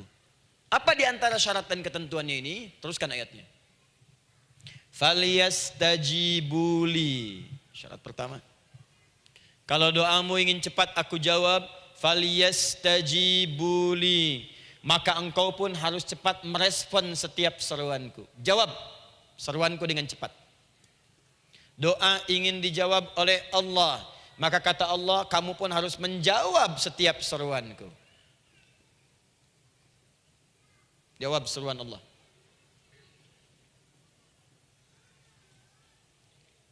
Ayo respon, adil. Maunya dapat gaji aja, kerja nggak mau. Ya? Apa ibu pikir duduk manis, santai di ruangan tengah, tiap bulan suami datang berikan uang belanja? Belum tentu. Kalau sikap tidak bagus, ya interaksi tidak mulia, maka belum tentu itu didapatkan. Maka syarat pertama kata Allah, kalau doamu ingin cepat aku jawab, maka setiap aku seru, cepatlah engkau kemudian kerjakan dan jawab itu. Jadi ternyata seruan Allah itu terkait berkelindan dengan pengabulan doa. Jadi ketika ibu diseru oleh Allah, diminta diperintahkan sesuatu oleh Allah, sebetulnya itu kunci untuk mendapatkan jawaban doa kita, Bu. Dipanggil kita, ayo cepat datang ke sini, mau minta apa? Minta, saya kasih. Apa di antara kunci doa itu, Ustaz? Yuk kita lihat. Adalah jawaban dari seruan Allah. Apa di antara seruan Allah itu? Saya beri contoh satu misalnya. Allah perintahkan kita untuk sholat. Bahkan diseru, diingatkan 5 kali dalam sehari. Sholat. Bukankah kita diseru, Bu? Dipanggil 5 kali sehari untuk sholat? Allahu Akbar, Allahu Akbar. Ya? Diingatkan kan? Ayo ingat Allah, ingat Allah, ingat Allah, ingat Allah. Allah Maha Agung, Maha Besar semuanya. Dan seterusnya. Perhatikan baik-baik. Apa tujuan Allah menyuruh kita dalam sholat? Ternyata bukan ingin memberikan beban ruku dan sujud. Bukan sujudnya yang penting. Karena semua makhluk tidak sujud pun tidak akan menurunkan status Allah sebagai Tuhan. Allah tetap Allah, gak ada ruginya. Yang rugi kita.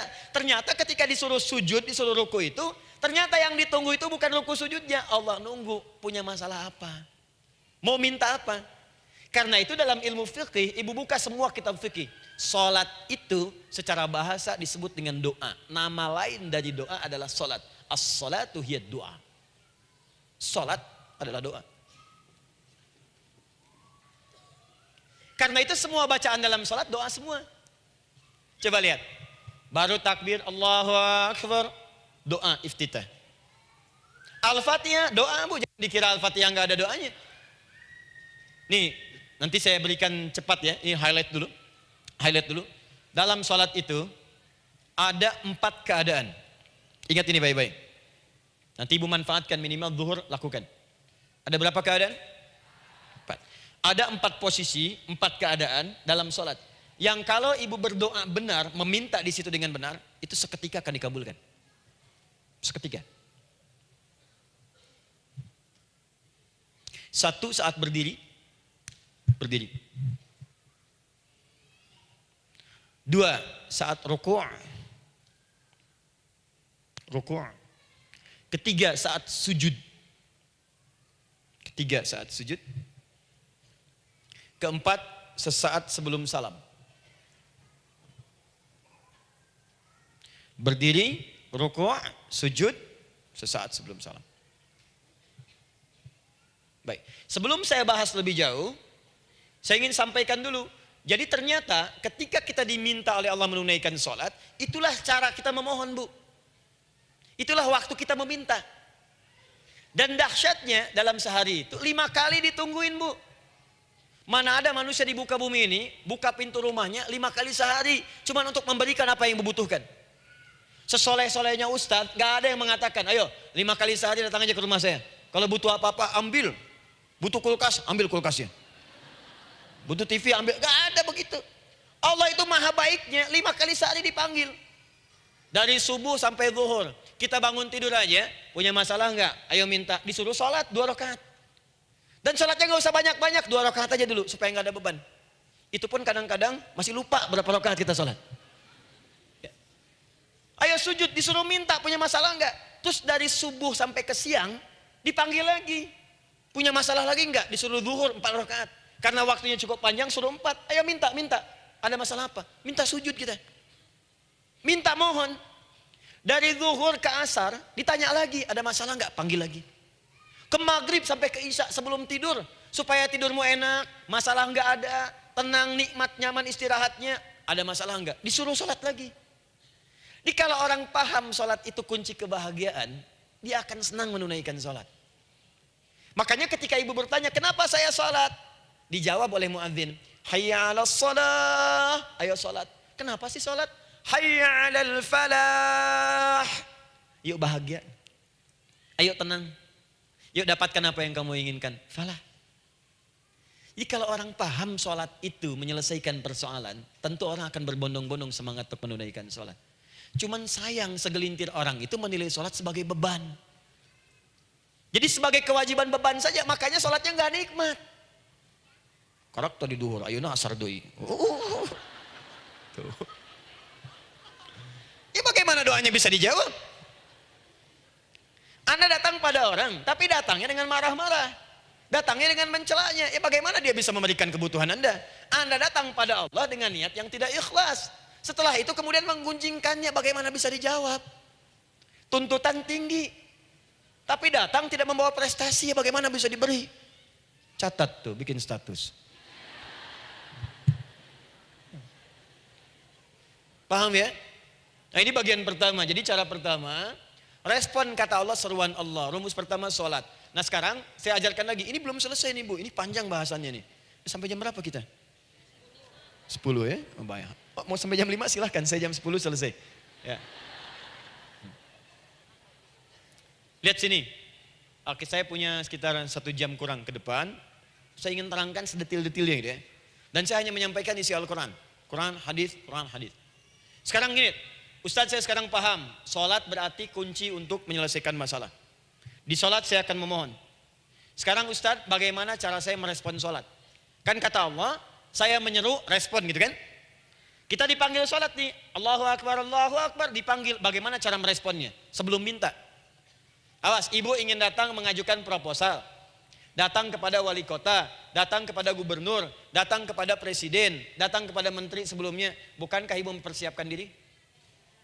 Penampilan ditata, proposal dibagus-bagusin gitu kan? Yang paling hebat itu kadang-kadang malam-malam latihan depan cermin. Bapak wali kota yang saya hormati. Lihat semuanya tuh. Dan yang paling luar biasa, maaf ya, janjian jam 7 dengan Pak Wali Kota, datang jam 6 ke Balai Kota. Sekarang ibu punya janji dengan Allah. Janji itu sudah diketahui sebelum pertemuannya. Kalau tidak percaya, 5 waktu ini ibu sudah hafal Bu. Ya, bahkan disuruh ngapalin oleh Allah. Buka Quran surah ke-4. Surah ibu, surah mama, An-Nisa. Ayat 103, Quran surah 4 ayat 103. فَإِذَا قَضَيْتُمُ الصَّلَاةَ فَاذْكُرُوا اللَّهَ قِيَامًا وَقُعُودًا وَعَلَى جُنُوبِكُمْ فَإِذَا اطْمَأْنَنْتُمْ فَأَقِيمُوا الصَّلَاةَ. Lihat ujung ayatnya. Inna as-salata kanat 'alal mu'minina kitaban mawquta. Sungguh semua waktu salat itu telah ditetapkan waktunya bagi orang beriman. Itu terjemahan biasa. Kalau terjemahkan pakai ilmu balaghah, sungguh orang beriman itu hafal waktu-waktu salat. Tahu waktunya. Apalagi kalau di waktu itu ibu punya kepentingan pasti hafal. Kalau ibu benar memprioritaskan sholat dan menilai sholat sebagai solusi hidup, menilai sholat sebagai kebutuhan, ibu pasti akan hafalkan itu Bu. Nih ya, ibu dapat bagian arisan nih, bulan ini misalnya. Dan memang bagian jatah ibu, demi Allah saya katakan, sebulan sebelumnya ibu sudah hafal tanggalnya kapan. Bahkan di kalender tuh diwarnain. Papa, bagian mama nanti bulan ini. Tuh. Dicatat semua, di tempat siapa, jam berapa, datang dengan penuh keceriaan dan kebanggaan. Luar biasa. Hanya untuk urusan dunia yang itu habis gitu. Jika dia tidak meninggalkan ibu, ibu yang meninggalkan dia duluan. Sekarang 5 kali sehari semua diberikan, bahkan lebih daripada dunia dan seisinya.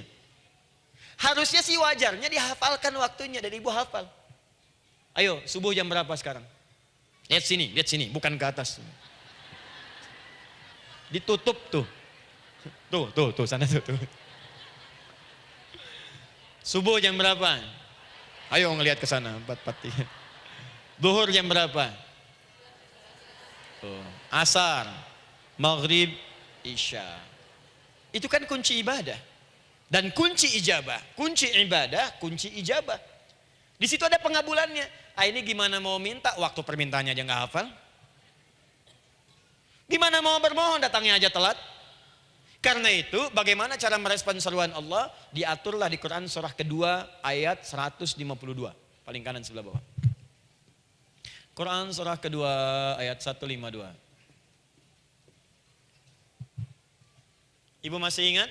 Bukankah sholat disebut sebagai zikir? Masih ingat? Ya, di surah ke-20 ayat 14. Wa aqimis sholata lidzikri, tunaikan sholat sebagai zikir kepadaku. Sekarang lihat ya. Lihat ketentuan Allahnya. Kalau ibu dipanggil untuk sholat, dipanggil untuk zikir, cepat respon. Ibu cepat respon, Allah pun akan cepat merespon permintaan ibu. Lihat kalimatnya. Fadhkuruni adzkurkum. Fadhkuruni adzkurkum. Kalian mengingat saya, maka saya pun akan ingat dengan kalian. Kalian zikir kepada saya, ingat saya, kata Allah, maka saya pun akan ingat kalian. Di antara makna zikir, salat. Jadi kalau ibu salat mengingat Allah dengan cepat, maka Allah pun akan cepat mengingat kita. Contoh.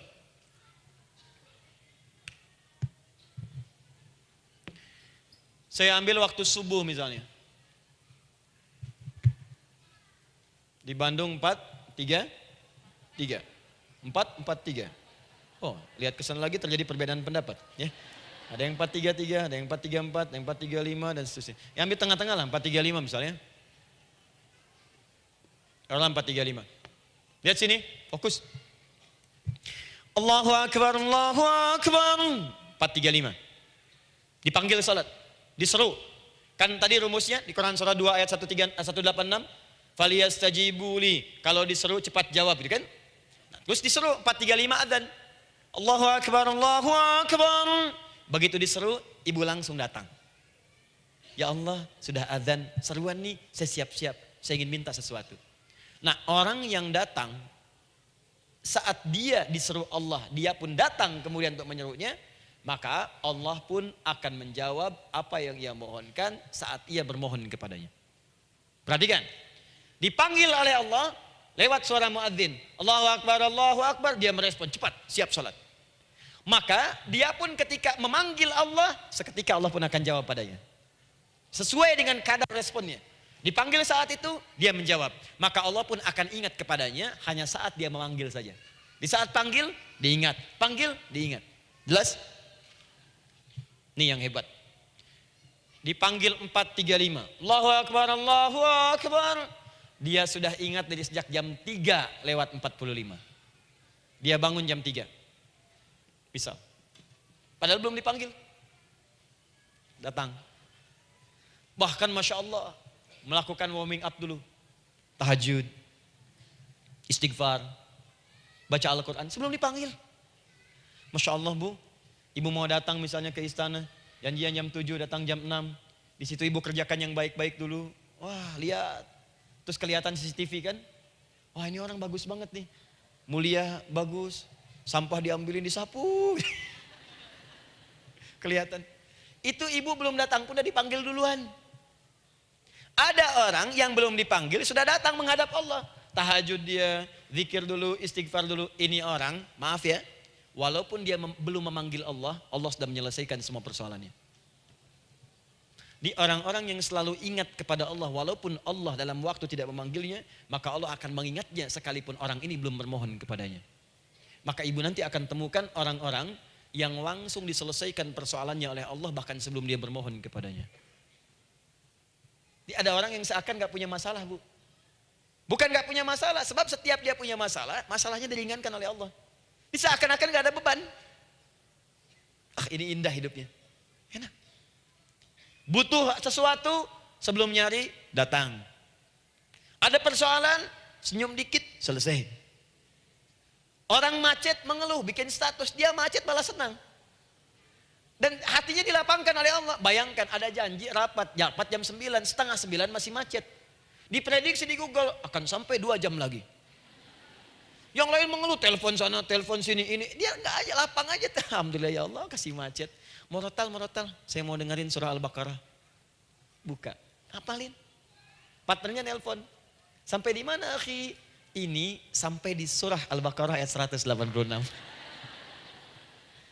Tidak ada yang sia-sia dari Allah. Sabar ya di sana. Ya, atau kita bisa koneksikan dari sini apa yang bisa saya selesaikan sekarang di sini sehingga sampai sana kita tinggal kesimpulan saja. Tenang hatinya. Ada gerasak, gerusuk, gulisah gini, telepon sana sini, klaksonin. Dasar lampu merah, lama, birunya sebentar. Padahal biru nggak ada, yang ada hijau kan. Jadi kalau sudah begitu enak, Bu. Yang perempuan ada di Quran Maryam. Maryam kan perempuan. Dan Maryam itu bukan nabi, bukan rasul. Ingin memberikan pesan kepada ibu, perempuan dimanapun. Tidak harus jadi nabi supaya doa cepat dikabulkan. Tidak harus menjadi rasul. Ini Maryam bukan nabi, bukan rasul. Tapi dia ini luar biasa. Sebelum dipanggil udah datang. Zikirnya tak terlukiskan.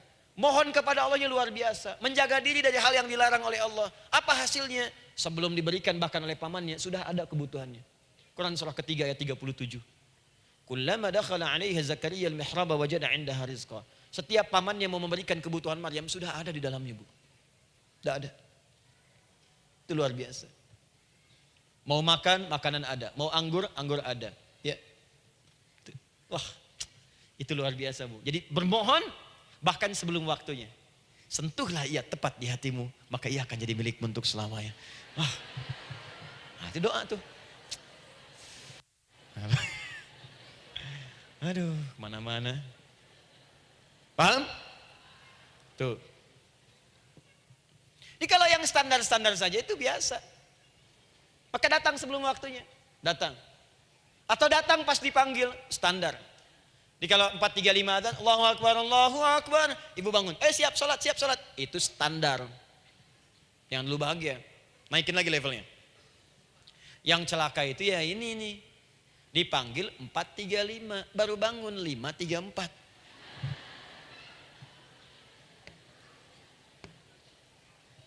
Sholat subuh belum, nuntutnya udah banyak. Ya Allah, kurang apa lagi aku bermohon kepadamu. Sudah aku meminta sekarang, sholat subuh aja belum. Jadi mana keadilannya? Jadi yang pertama, respon seruan Allah, disitulah Allah pun akan cepat merespon apa yang kita kemudian butuhkan. Jadi yang pertama lewat sholat ya Bu ya. Ingat sholat. Dan sholat itu tadi dari 4 posisi saya ajarkan yang pertama saja satu. Supaya nggak terlampau panjang ya. Berdiri Bu. Saya ajarkan satu.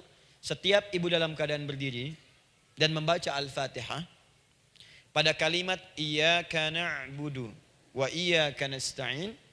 Ingat pada kalimat iyyaka na'budu wa iyyaka nasta'in. Maka sertakanlah di hati kita apa persoalan yang dirasakan untuk bermohon kepada Allah. Saya ajarkan cepat. Kalau ibu mau belajar lebih detail, ikuti kajian kami di fikih sholat. Sifat sholat Nabi SAW. Nanti saya terangkan semua dalilnya. Insya Allah sepanjang yang saya ketahui. Baik. Dasarnya ini. Dasarnya Quran surah ketiga ayat 38 sampai 39. Dan dikuatkan nanti di hadis qudsi. Ibu kenal Nabi Zakaria? Ya kenal ya. Ya selamat lah Bu. Alhamdulillah. Episode ke-15 kenal Nabi Zakaria. Luar biasa. Alhamdulillah. Nabi Zakaria punya persoalan, sudah berumah tangga, belum ada keturunan, fisiknya sudah letih, rambutnya sudah memutih, dan mohon maaf istrinya divonis menopause dan mandul. Secara medis klinis. Apa yang beliau kerjakan? Sholat. Dalam sholatnya bermohon kepada Allah. Perhatikan permohonannya. Qala rabbi habli min ladunka dzurriyyatan thayyibah. Ya hunalika da'a Zakaria rabbah qala rabbi habli min ladunka dzurriyyatan thayyibah innaka sami'ud du'a. Ya Allah, aku bermohon kepadamu, anugerahkan aku keturunan. Semua mengatakan aku enggak mungkin punya keturunan. Hanya Engkau yang tidak punya batas dalam pemberian. Engkau pasti mendengar doa saya. Kalau pada yang Maha mendengar tidak mengabulkan juga, lantas kepada siapa lagi aku mesti memohon? Doa ini dipanjatkan oleh beliau dalam keadaan sholat. Sedang berdiri dalam sholatnya. Jadi ibu maaf ya, tolong jangan salah berpikir. Semua nabi dan rasul, orang soleh sebelumnya itu sholat. Cuma kita lebih sempurna gerakan dan jumlahnya. Sempurna. Orang dulu sholat. Nabi Musa sholat. Quran surah 20 ayat 14. Nabi Isa sholat. Quran surah 19 ayat 31 sampai 33. Nabi Ismail sholat. Quran surah 19 ayat ke-55. Semua sholat. Sholat. Nabi Zakaria saat punya masalah, sholat.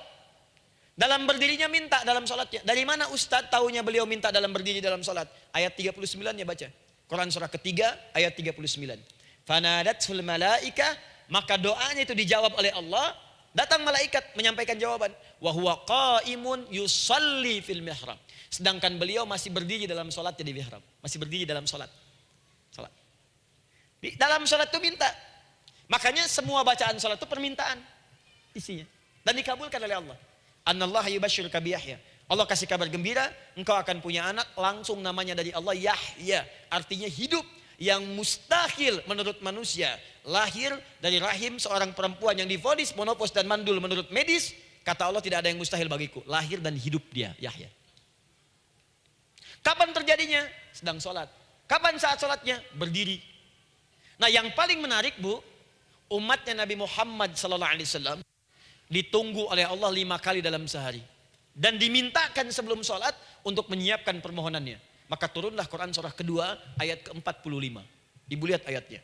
Wasta'inu bis-sabri was-salah. Bahkan ditegaskan lagi. Di Quran surah kedua ayat 153. Paling kanan sebelah bawah.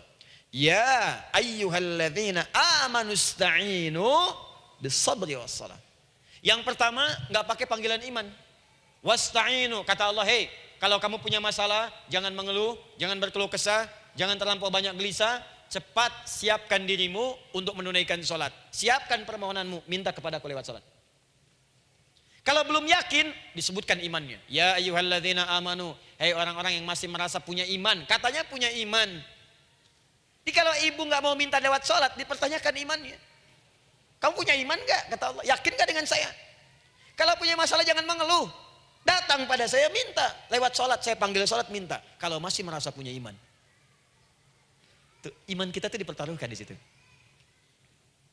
Nah sekarang, saya berikan rumus bahasanya. Allah memanggil kita dengan bentuk jama, perintah jama. Wasta'inu, wasta'inu. Itu bentuk perintah. Wasta'inu, bentuk perintah.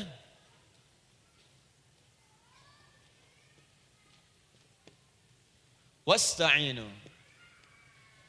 Dan jika kalian, perhatikan cara menerjemahkannya, dan jika kalian punya persoalan dalam hidup, punya kebutuhan, maka bergegaslah siapkan dirimu untuk minta kepadaku solusi. Wasta'inu, dan mintalah oleh kalian pertolongan, solusi.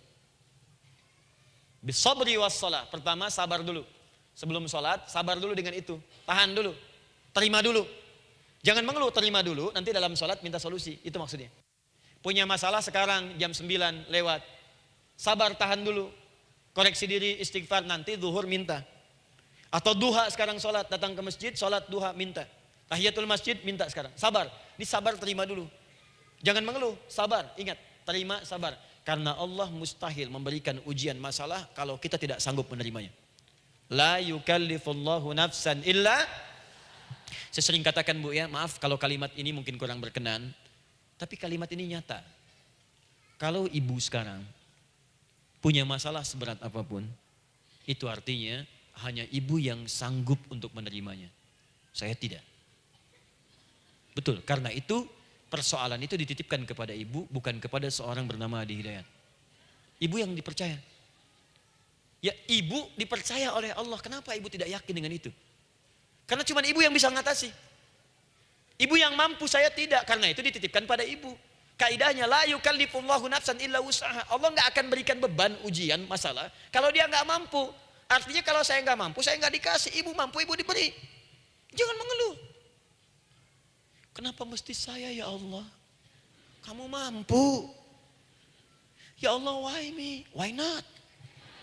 Kamu yang bisa. Nah sekarang, wassalah setelah terima itu, tapi juga jangan terlampau kepedean. Memang cuma saya yang mampu ya, bikin status. Kemudian sholat, kita akan katakan, ya Allah, Engkau perintahkan saya untuk minta tolong. Sekarang saya akan minta kepadamu. Lalu kita katakan, maaf ya Allah, saya sekarang punya masalah, saya ingin bermohon kepadamu, saya ingin minta kepadamu ya Allah. Saya mohon ya Allah. Maaf Bu ya, maaf ya, sebentar. Ibu kalau punya masalah sedikit atau banyak? Banyak. Yang punya masalah ibu saja atau anak juga punya masalah? kadang-kadang bukankah anak yang punya masalah ibu yang minta? Bukankah suami yang punya persoalan ibu yang bermohon? Kan? Karena itu kalau kita ingin memohon kepada Allah dengan persoalan yang kompleks mewakili yang banyak, maka pertama kalimatnya diawali dengan huruf na. Berarti kami, kita, semua. Jelas ya? Nah, ibu ingin robah kalimatnya minta tolong. Kata Allah, minta kepadaku pertolongan. Wasta'inu. Ibu ingin robah menjadi bentuk permintaan. Rubah kalimatnya menjadi nasta'in. Nasta'in. Nasta'in.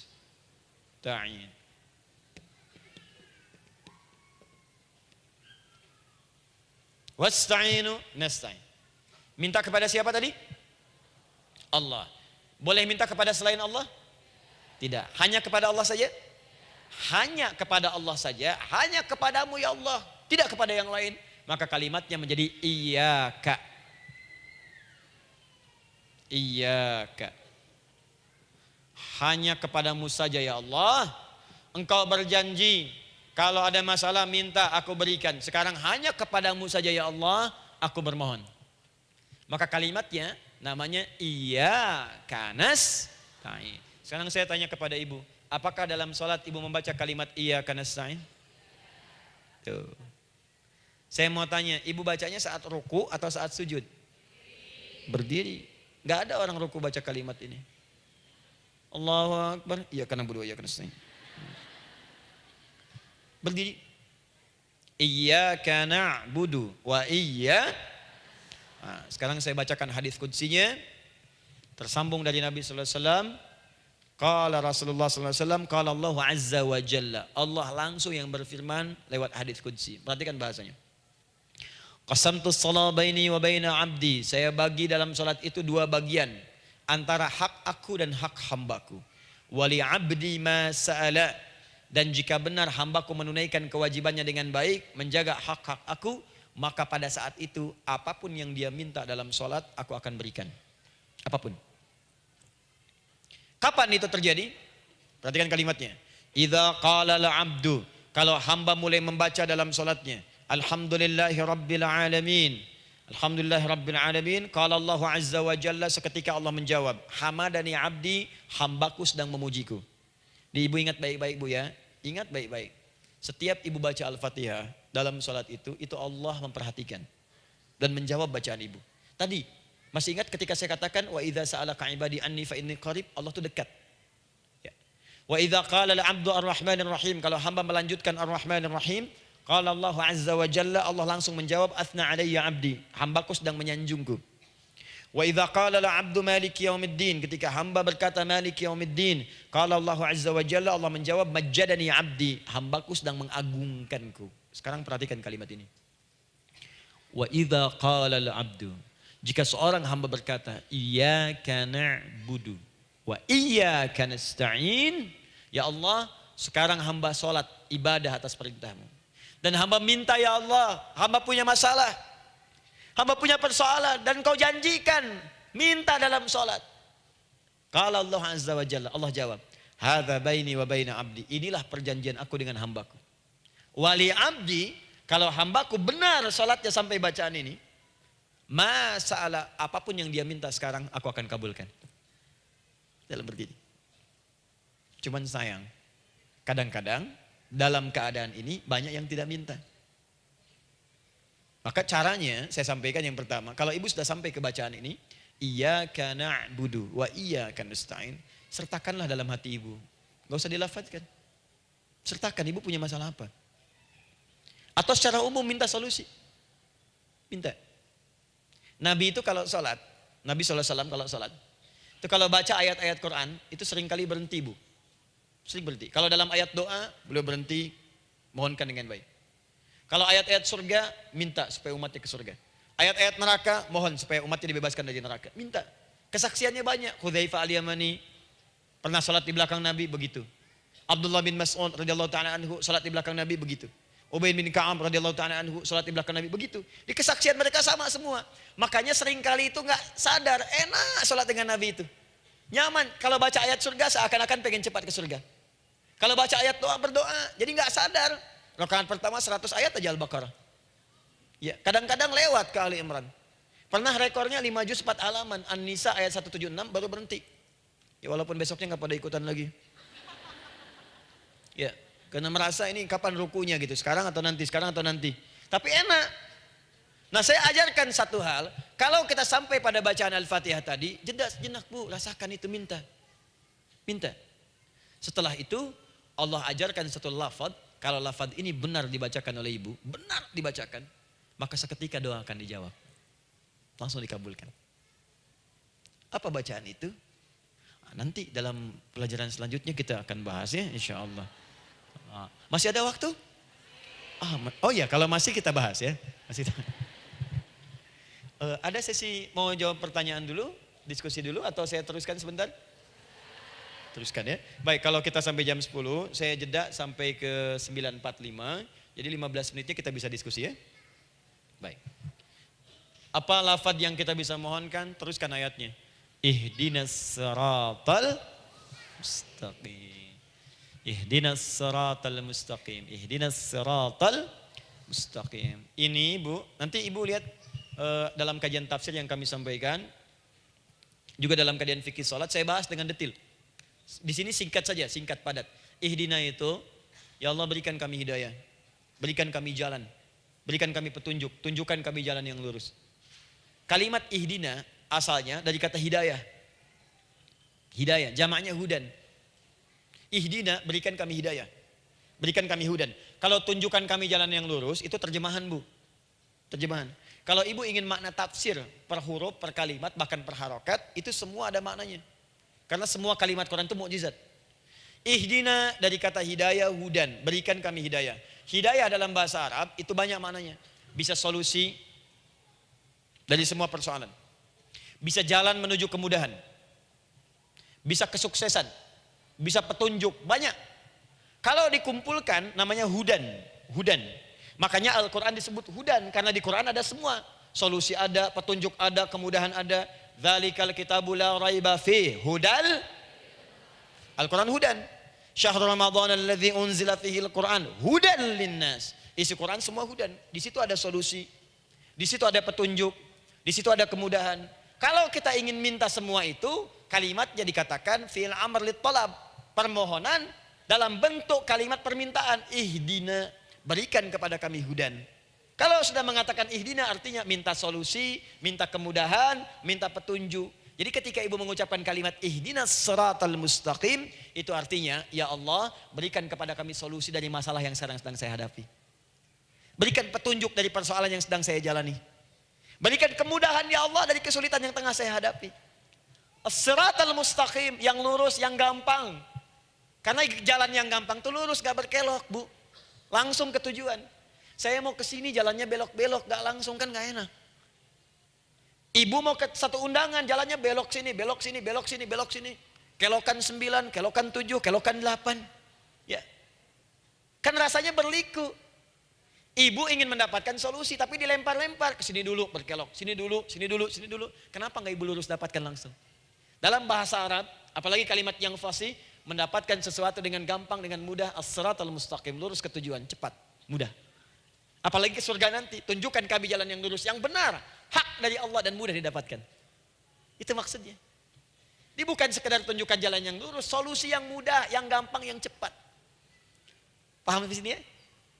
Seperti orang-orang dulu mendapatkannya. Siratal ladzina an'amta 'alaihim. Seperti orang dulu mendapatkan semua kenikmatan ketika mereka bermohon kepadamu ya Allah. Siapa mereka? Ada 4 golongan disebutkan di Quran surah keempat ayat 69. Ada para nabi, orang-orang jujur siddiqin, para syuhada dan orang-orang soleh. Ya, wa may yuti'illaha wa rasul fa ulaika ma'al ladzina an'ama Allahu 'alaihim minan nabiyyina was-siddiqina wasyuhada was-sholihin. Para nabi dulu berdoa, ya Allah saya ada masalah dikabulkan. Kita minta ya Allah sekarang saya berdoa, tolong kabulkan seperti nabi-nabi dulu dikabulkan. Nabi Ayub sakit berdoa dikabulkan, kita sakit dikabulkan. Nabi Ibrahim ada ujian dikabulkan. Nabi Ibrahim punya ujian dengan anak, kita ada ujian dengan anak, minta dikabulkan. Anak-anak berselisih, ada yang dendam, yang iri, seperti anaknya Nabi Yakub. Nabi Yakub berdoa dikabulkan, kita minta dikabulkan. Ada syuhada, berdoa dikabulkan, kita minta dikabulkan. Orang soleh berdoa, minta dikabulkan, kita minta dikabulkan. Ya Allah, seperti engkau kabulkan doa orang-orang dulu yang melahirkan nikmat, mohon kabulkan kami yang minta sekarang dan mendapatkan kenikmatan itu. Itu maksudnya. Ya, siratal ladzina an'amta alaihim. Siapa an'amta alaihim di sini? Ulaikal ladzina an'amallahu alaihim. Sama persis kalimatnya. Minan nabiyyina was-siddiqina wasyuhada'i was-shalihin. Ini jangan diartikan sebatas terjemahan. Walaupun di musim haji sekarang itu bisa dipakai. Saya tugas 2010 di Mekah. Ada jemaah kesasar, lupa maktab. Kemudian ingin balik, nggak tahu jalan. Dia ketemu askar. Askar nggak bisa bahasa Indonesia, dia nggak bisa bahasa Arab. Tapi dia hafal Al-Fatihah. Datang kepada askar, dia tunjukkan gelangnya. Pak, ihdinas siratal mustaqim. Tunjukkan saya jalan yang lurus. Tunjukkan gelang. Askar nggak bisa bahasa Indonesia. Dikasih bahasa Arab nggak paham-paham. Tapi askar ini pun cerdas. Dia tunjuk, dia lihat gelangnya. Oh, maktab sana. Siratal ladzina an'amta alaihim ghairil maghdubi alaihim waladdallin. Lurus, jangan belok-belok. Kalau belok nanti engkau tersesat atau dicaci maki orang. Maghdub ya dicela orang. Dhalin tersesat, kan? Jangan dicela, jangan sesat, lurus. Tapi kalau dalam berdoa dalam sholat minta di hati hadirkan. Jelas ya? Nah, itu posisi pertama. Jadi pertama minta lewat sholat. Yang kedua cepat rajin istighfar, Bu. Saya cepat ya, rajin istighfar. Saya ada 7 menit lagi. Ibu rajin istighfar. Astaghfirullah, astaghfirullah, astaghfirullah, astaghfirullah. Itu yang paling singkat. Astaghfirullahaladzim, astaghfirullahaladzim, astaghfirullahaladzim. Itu yang menengah. Astaghfirullahaladzim, alladzi la ilaha illa huwal hayyul qayyum wa natubu ilaihi. Astaghfirullahaladzim, alladzi la ilaha illa huwal hayyul qayyum wa natubu ilaihi. Astaghfirullahaladzim, alladzi la ilaha illa huwal hayyul qayyum wa natubu ilaihi. Itu yang cukup panjang. Ibu rajin istighfar. Orang yang rajin istighfar itu diantara yang disebutkan dalam riwayat-riwayat adalah orang-orang yang cepat dijawab doanya. Hanya dengan istighfarnya. Jadi dia tuh punya keinginan, dia nggak katakan. Jadi keinginan di benaknya dia, terus dia istighfar. Astagfirullah, astagfirullah, astagfirullah. Itu kalau benar rajin istighfar, seketika dikabulkan. Cepat. Ada seorang yang hidup, ini tukang roti. Di zaman Imam Ahmad bin Hanbal. Saya pernah kisahkan ini di beberapa keadaan. Orang ini itu ahli istighfar. Jadi maaf ya Bu ya, bukan istighfarnya pas ada keperluan aja, bukan. Ada ta'lim Ustaz Adi, sab pertama astagfirullah, astagfirullah, astagfirullah, bukan. Besok ada arisan, astagfirullah, astagfirullah, bukan. Jadi bukan ada keperluan, istighfar bukan. Orang ini membiasa istighfar. Jadi setiap mengerjakan apapun dia istighfar. Mau minum, bismillah, astagfirullah, astagfirullah. Dia setiap buka adonan, astagfirullah, astagfirullah. Nah satu ketika, Imam Ahmad itu nggak tahu kenapa, pengen datang ke daerah itu. Ya kalau misalnya ibu tinggal di Cicahem, misalnya kan Imam Ahmad tiba-tiba pengen ke Cicahem aja. Terus karena lelah, mampir ke masjid. Istirahat di dalam masjid. Tiba-tiba kata penjaga masjidnya, DKM-nya, marbotnya, ya Syekh, idhab, pergi, gak boleh tiduran di sini. Kata Imam Ahmad, saya kan cuma numpang istirahat, gak boleh keluar. Dan dia gak tahu kalau itu imam besar. Dan Imam Ahmad itu sudah populer Bu, sangat famous, familiar. Cuman orang kan gak pernah lihat wajahnya, dulu kan gak ada Facebook, gak ada Instagram, gak ada handphone, gak ada apa-apa. Jadi kalau orang terima Ahmad, ya Ahmad aja kemana-mana. Oh no, Imam Ahmad, dia Imam Ahmad, Imam besar, Imam Syafi'i, Imam besar. Tapi gak pernah lihat.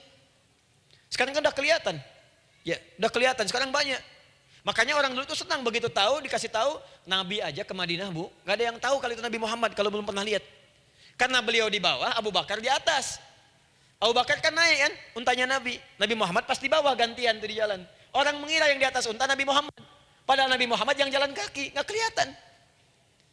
Makanya responnya boleh ketika tahu Nabi, senang luar biasa. Minta doa, minta ini, minta itu. Orang sekarang tidak, karena sering banyak lihat di TV media sosial, begitu ketemu minta foto. Ini lain kisahnya, nggak tahu dia, pergi keluar. Kata Imam Ahmad, ya sudah, keluar beliau, nggak mau ribut. Istirahat di luar, di pelataran. Di sini juga nggak boleh. Lihat kalimatnya, barwah, keluar, pergi. Barwah itu kasar Bu. Begitu kemudian di debat lagi, saya cuma di luar. Rawah itu dari kata roh Bu, itu paling kasar. Artinya keluar dengan roh-rohnya sekalian. Rohnya pun jangan di sini. Ya. Jadi kalau ibu nanti di Masjidil Haram misalnya kan, ada kalimat itu artinya kesel bu askarnya. Ya, keluar. Misalnya, idhabi enti. Enggak mau, saya mau di sini. Ya, Barwa pergi. Sampai ke ruah dengan ruh-ruhnya. Itu artinya ibu disuruh pergi. Ya, bukan jangan mengelak lagi. Ruah. Saya bukan ruah, saya rohayati. Suruh pergi. Pergi. Imam Ahmad pergi tuh akhirnya. Pergi, di jalan kelihatan ada tukang roti tadi. Begitu kelihatan capek lah dipanggil, Syekh, kayaknya lelah istirahat di sini. Dan tukang roti pun nggak tahu kali itu Imam Ahmad. Begitu istirahat, duduk, kelihatan Imam Ahmad setiap buka adonan, astagfirullah. Bikin lagi, astagfirullah. Imam Ahmad tahu faidah itu. Tapi ingin menguji si tukang roti ini, ditanya.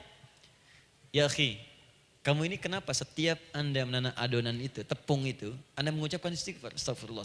Perhatikan jawabannya.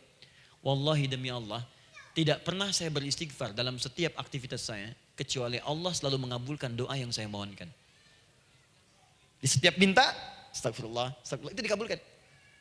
Cuman satu yang sampai sekarang belum terkabul. Apa itu kata Imam Ahmad? Saya ini selalu bermohon kepada Allah, ya Allah, mohon sebelum saya wafat atau setelah ia wafat, pertemukan saya ya Allah dengan Imam Ahmad bin Hambal. Sebelum saya yang wafat atau wafat Imam Ahmad. Kata Imam Ahmad, astagfirullah. Allahu Akbar. Itu mungkin yang memperjalankan saya kemari. Tiba-tiba pengen ke sini, sampai diusir keluar dari rumah Allah dari masjid, sampai di sini karena istighfar Anda. Sayalah Imam Ahmad bin Hambal. Astagfirullah. Imam Ahmad ke situ datang. Tolong jangan lakukan pada saya. Salah di hidayat ya Allah. Astagfirullah. Saya jawab lagi dari sana. La haula wala quwata illa billah. Ini istighfar. Nah, kapan istighfar yang baik? Istighfar yang baik dilakukan setelah tahajud sebelum fajar. Saya ulang ya. Setelah tahajud sebelum fajar. Dalilnya Quran surah ke-51 ayat 18. Baca dari ayat 15 sampai 18-nya. Jadi ibu kalau mau seperti itu, rajin tahajud dulu bu. Tahajud. Setelah itu biasakan istighfar. Itu latihan dulu, itu baru latihan. Ingat ya, istighfar menjelang fajar di waktu sahar, itu baru latihan. Astagfirullah. Nanti kalau sudah banyak latihan, ibu akan refleks. Mau duduk masuk mobil, astagfirullah. Duduk mau makan, astagfirullah. Ya, kadang-kadang ibu mau ambil handphone, astagfirullah. Itu refleks di lisan kita keluar. Ahli istighfar itu gak direncanakan keluar di lisannya. Astagfirullah. Kalau sudah seperti itu, berbahagialah. Karena apapun kadang ibu inginkan, sepanjang itu ibu butuhkan, seketika dikabulkan. Ya. Yang ketiga, yang terakhir. Sudah 9:45, boleh sedikit? Ya, yang terakhir ya, terakhir. Jangan khawatir, setelah ini selesai. Jangan khawatir. Yang ketiga, ini amalan yang paling dahsyat. Jadi yang pertama minta dikabulkan. Yang kedua baru istighfar dikabulkan. Yang ketiga nggak ngapa-ngapain dijawab. Artinya baru terbersit, ada keinginan jawab seketika.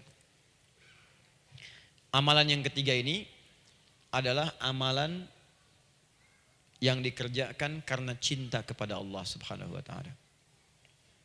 Mahabbatillah, kecintaan kepada Allah.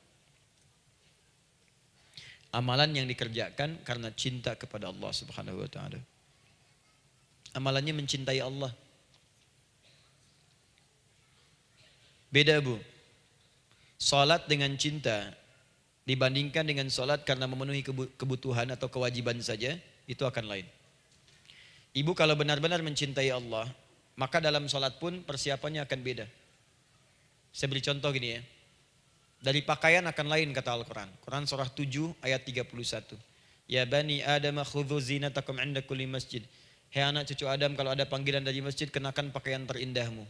Di orang-orang yang mencintai Allah saat akan sholat, dia akan perhatikan dari pakaiannya. Jauhkan dari yang haram. Terus cari yang paling baik yang dia kenakan. Gak akan sembarangan.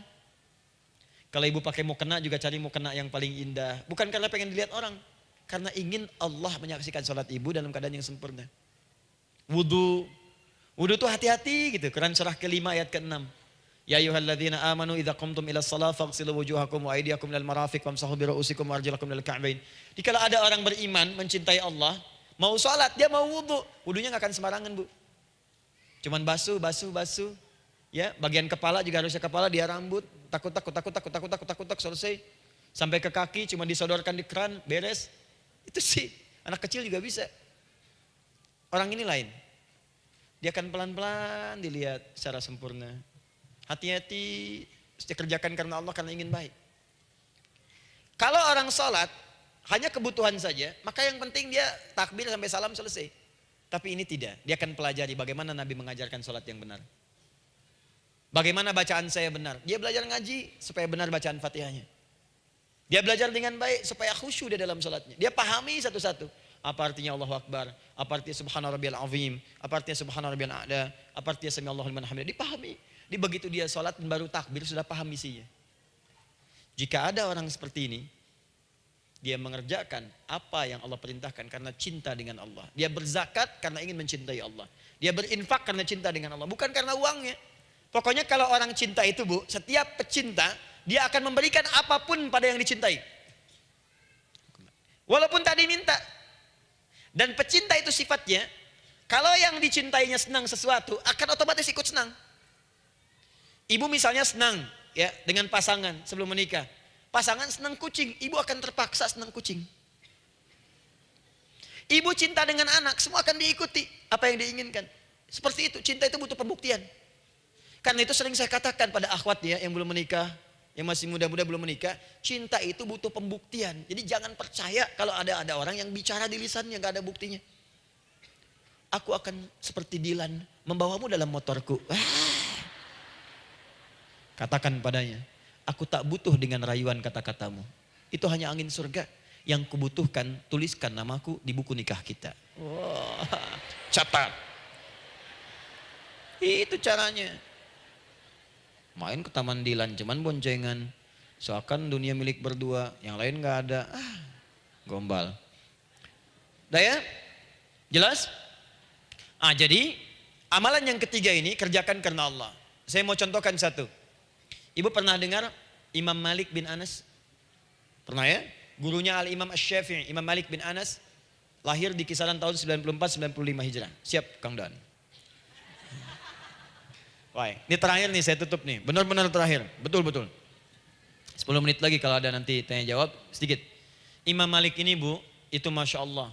Saking cinta pada Allah dan Rasul, itu tidak pernah, jangankan sholat. Dalam beliau memberikan fatwa pun akan mencari pakaian yang paling bagus.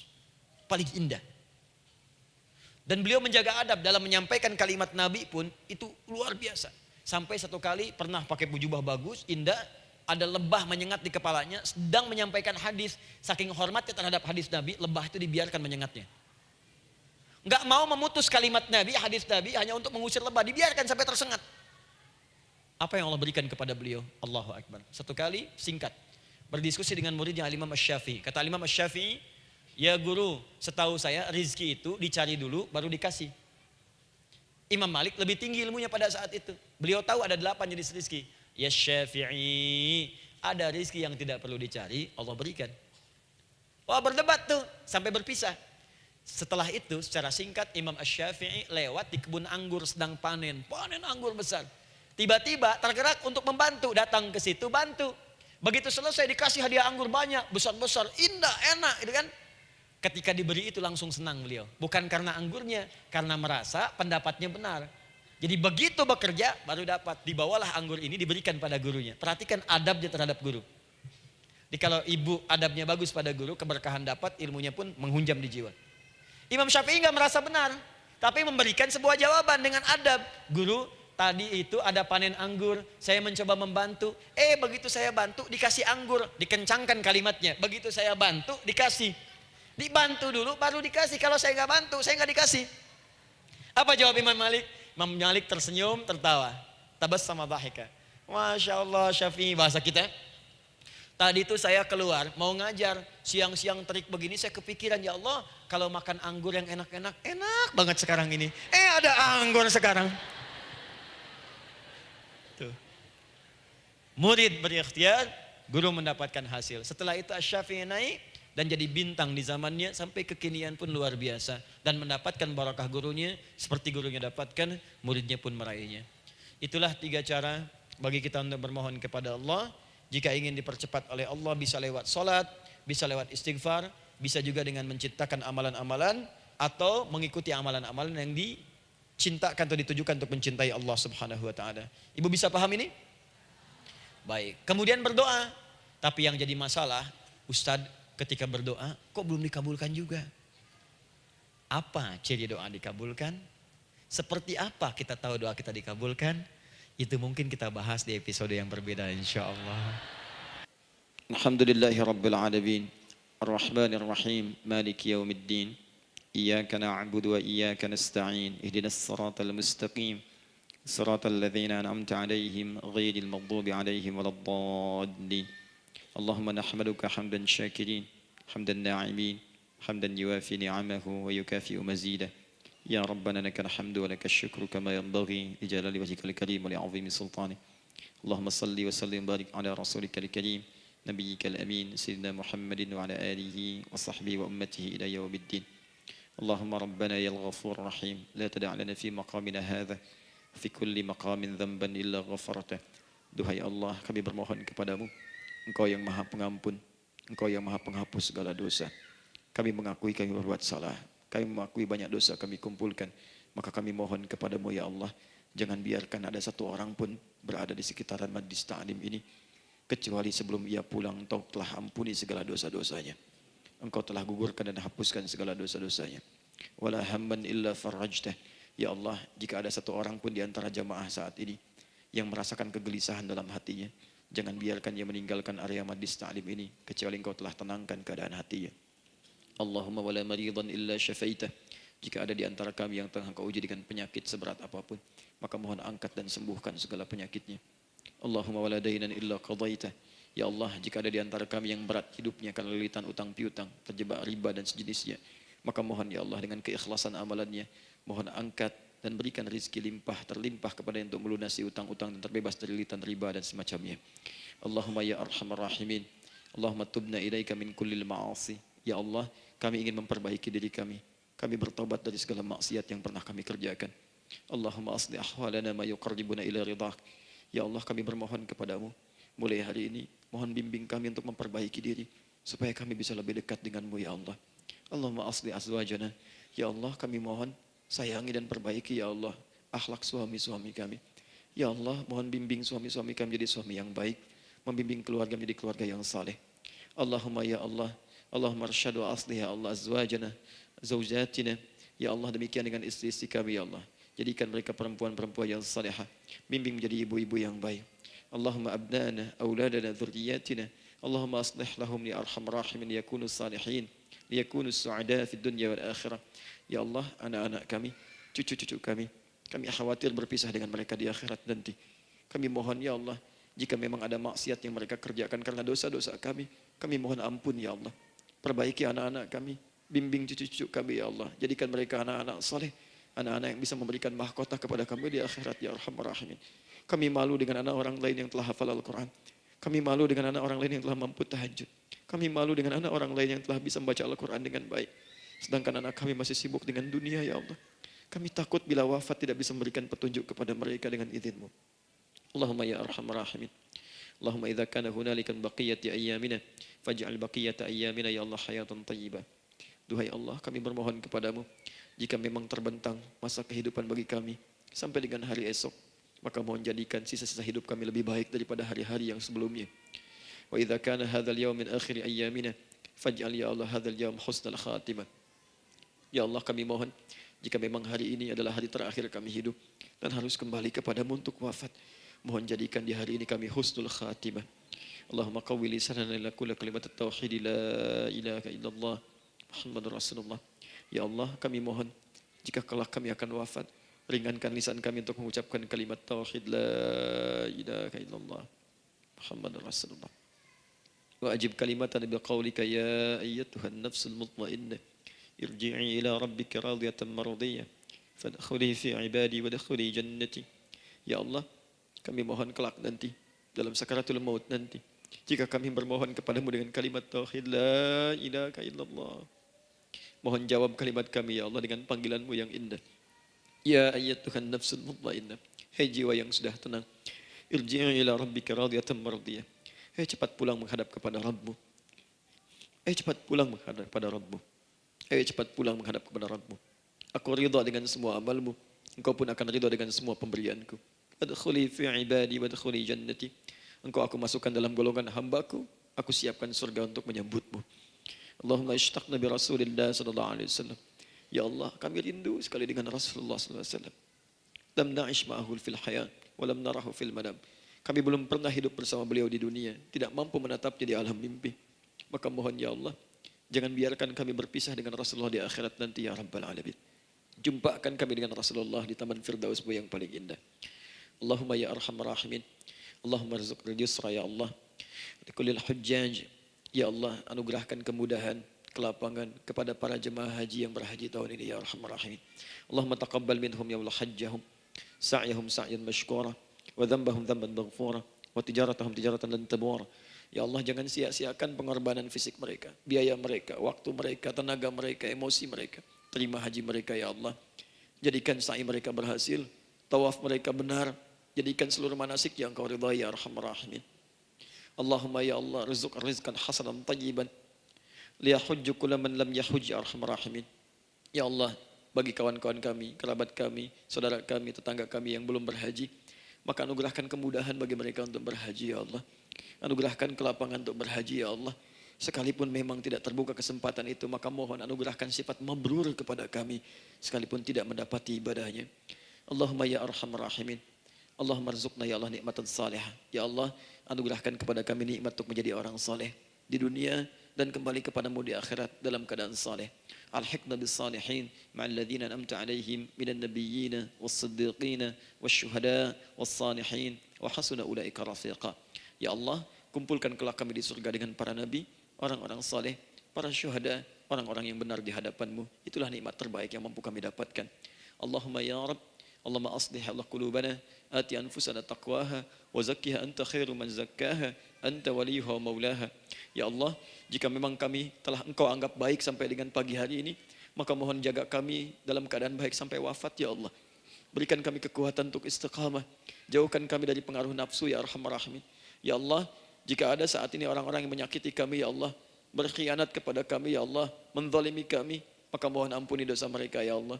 Maafkan mereka ya Allah. Bimbing mereka untuk sadar dan bertobat ya Allah. Titipkan dalam jiwa kami sifat untuk saling menyayangi ya Allah. Titipkan dalam jiwa kami sifat untuk saling memaafkan ya Allah. Titipkan dalam jiwa kami sifat untuk bisa memperhatikan ya Allah. Allahumma ya Rabb, Rabbana atina fid dunya hasanah wa fil akhirati hasanah wa qina adzabannar. Bifadlika subhana rabbika rabbil izzati amma yasifun. Wassalamun alal mursalin wa akhiru da'wana alhamdulillahi rabbil alamin.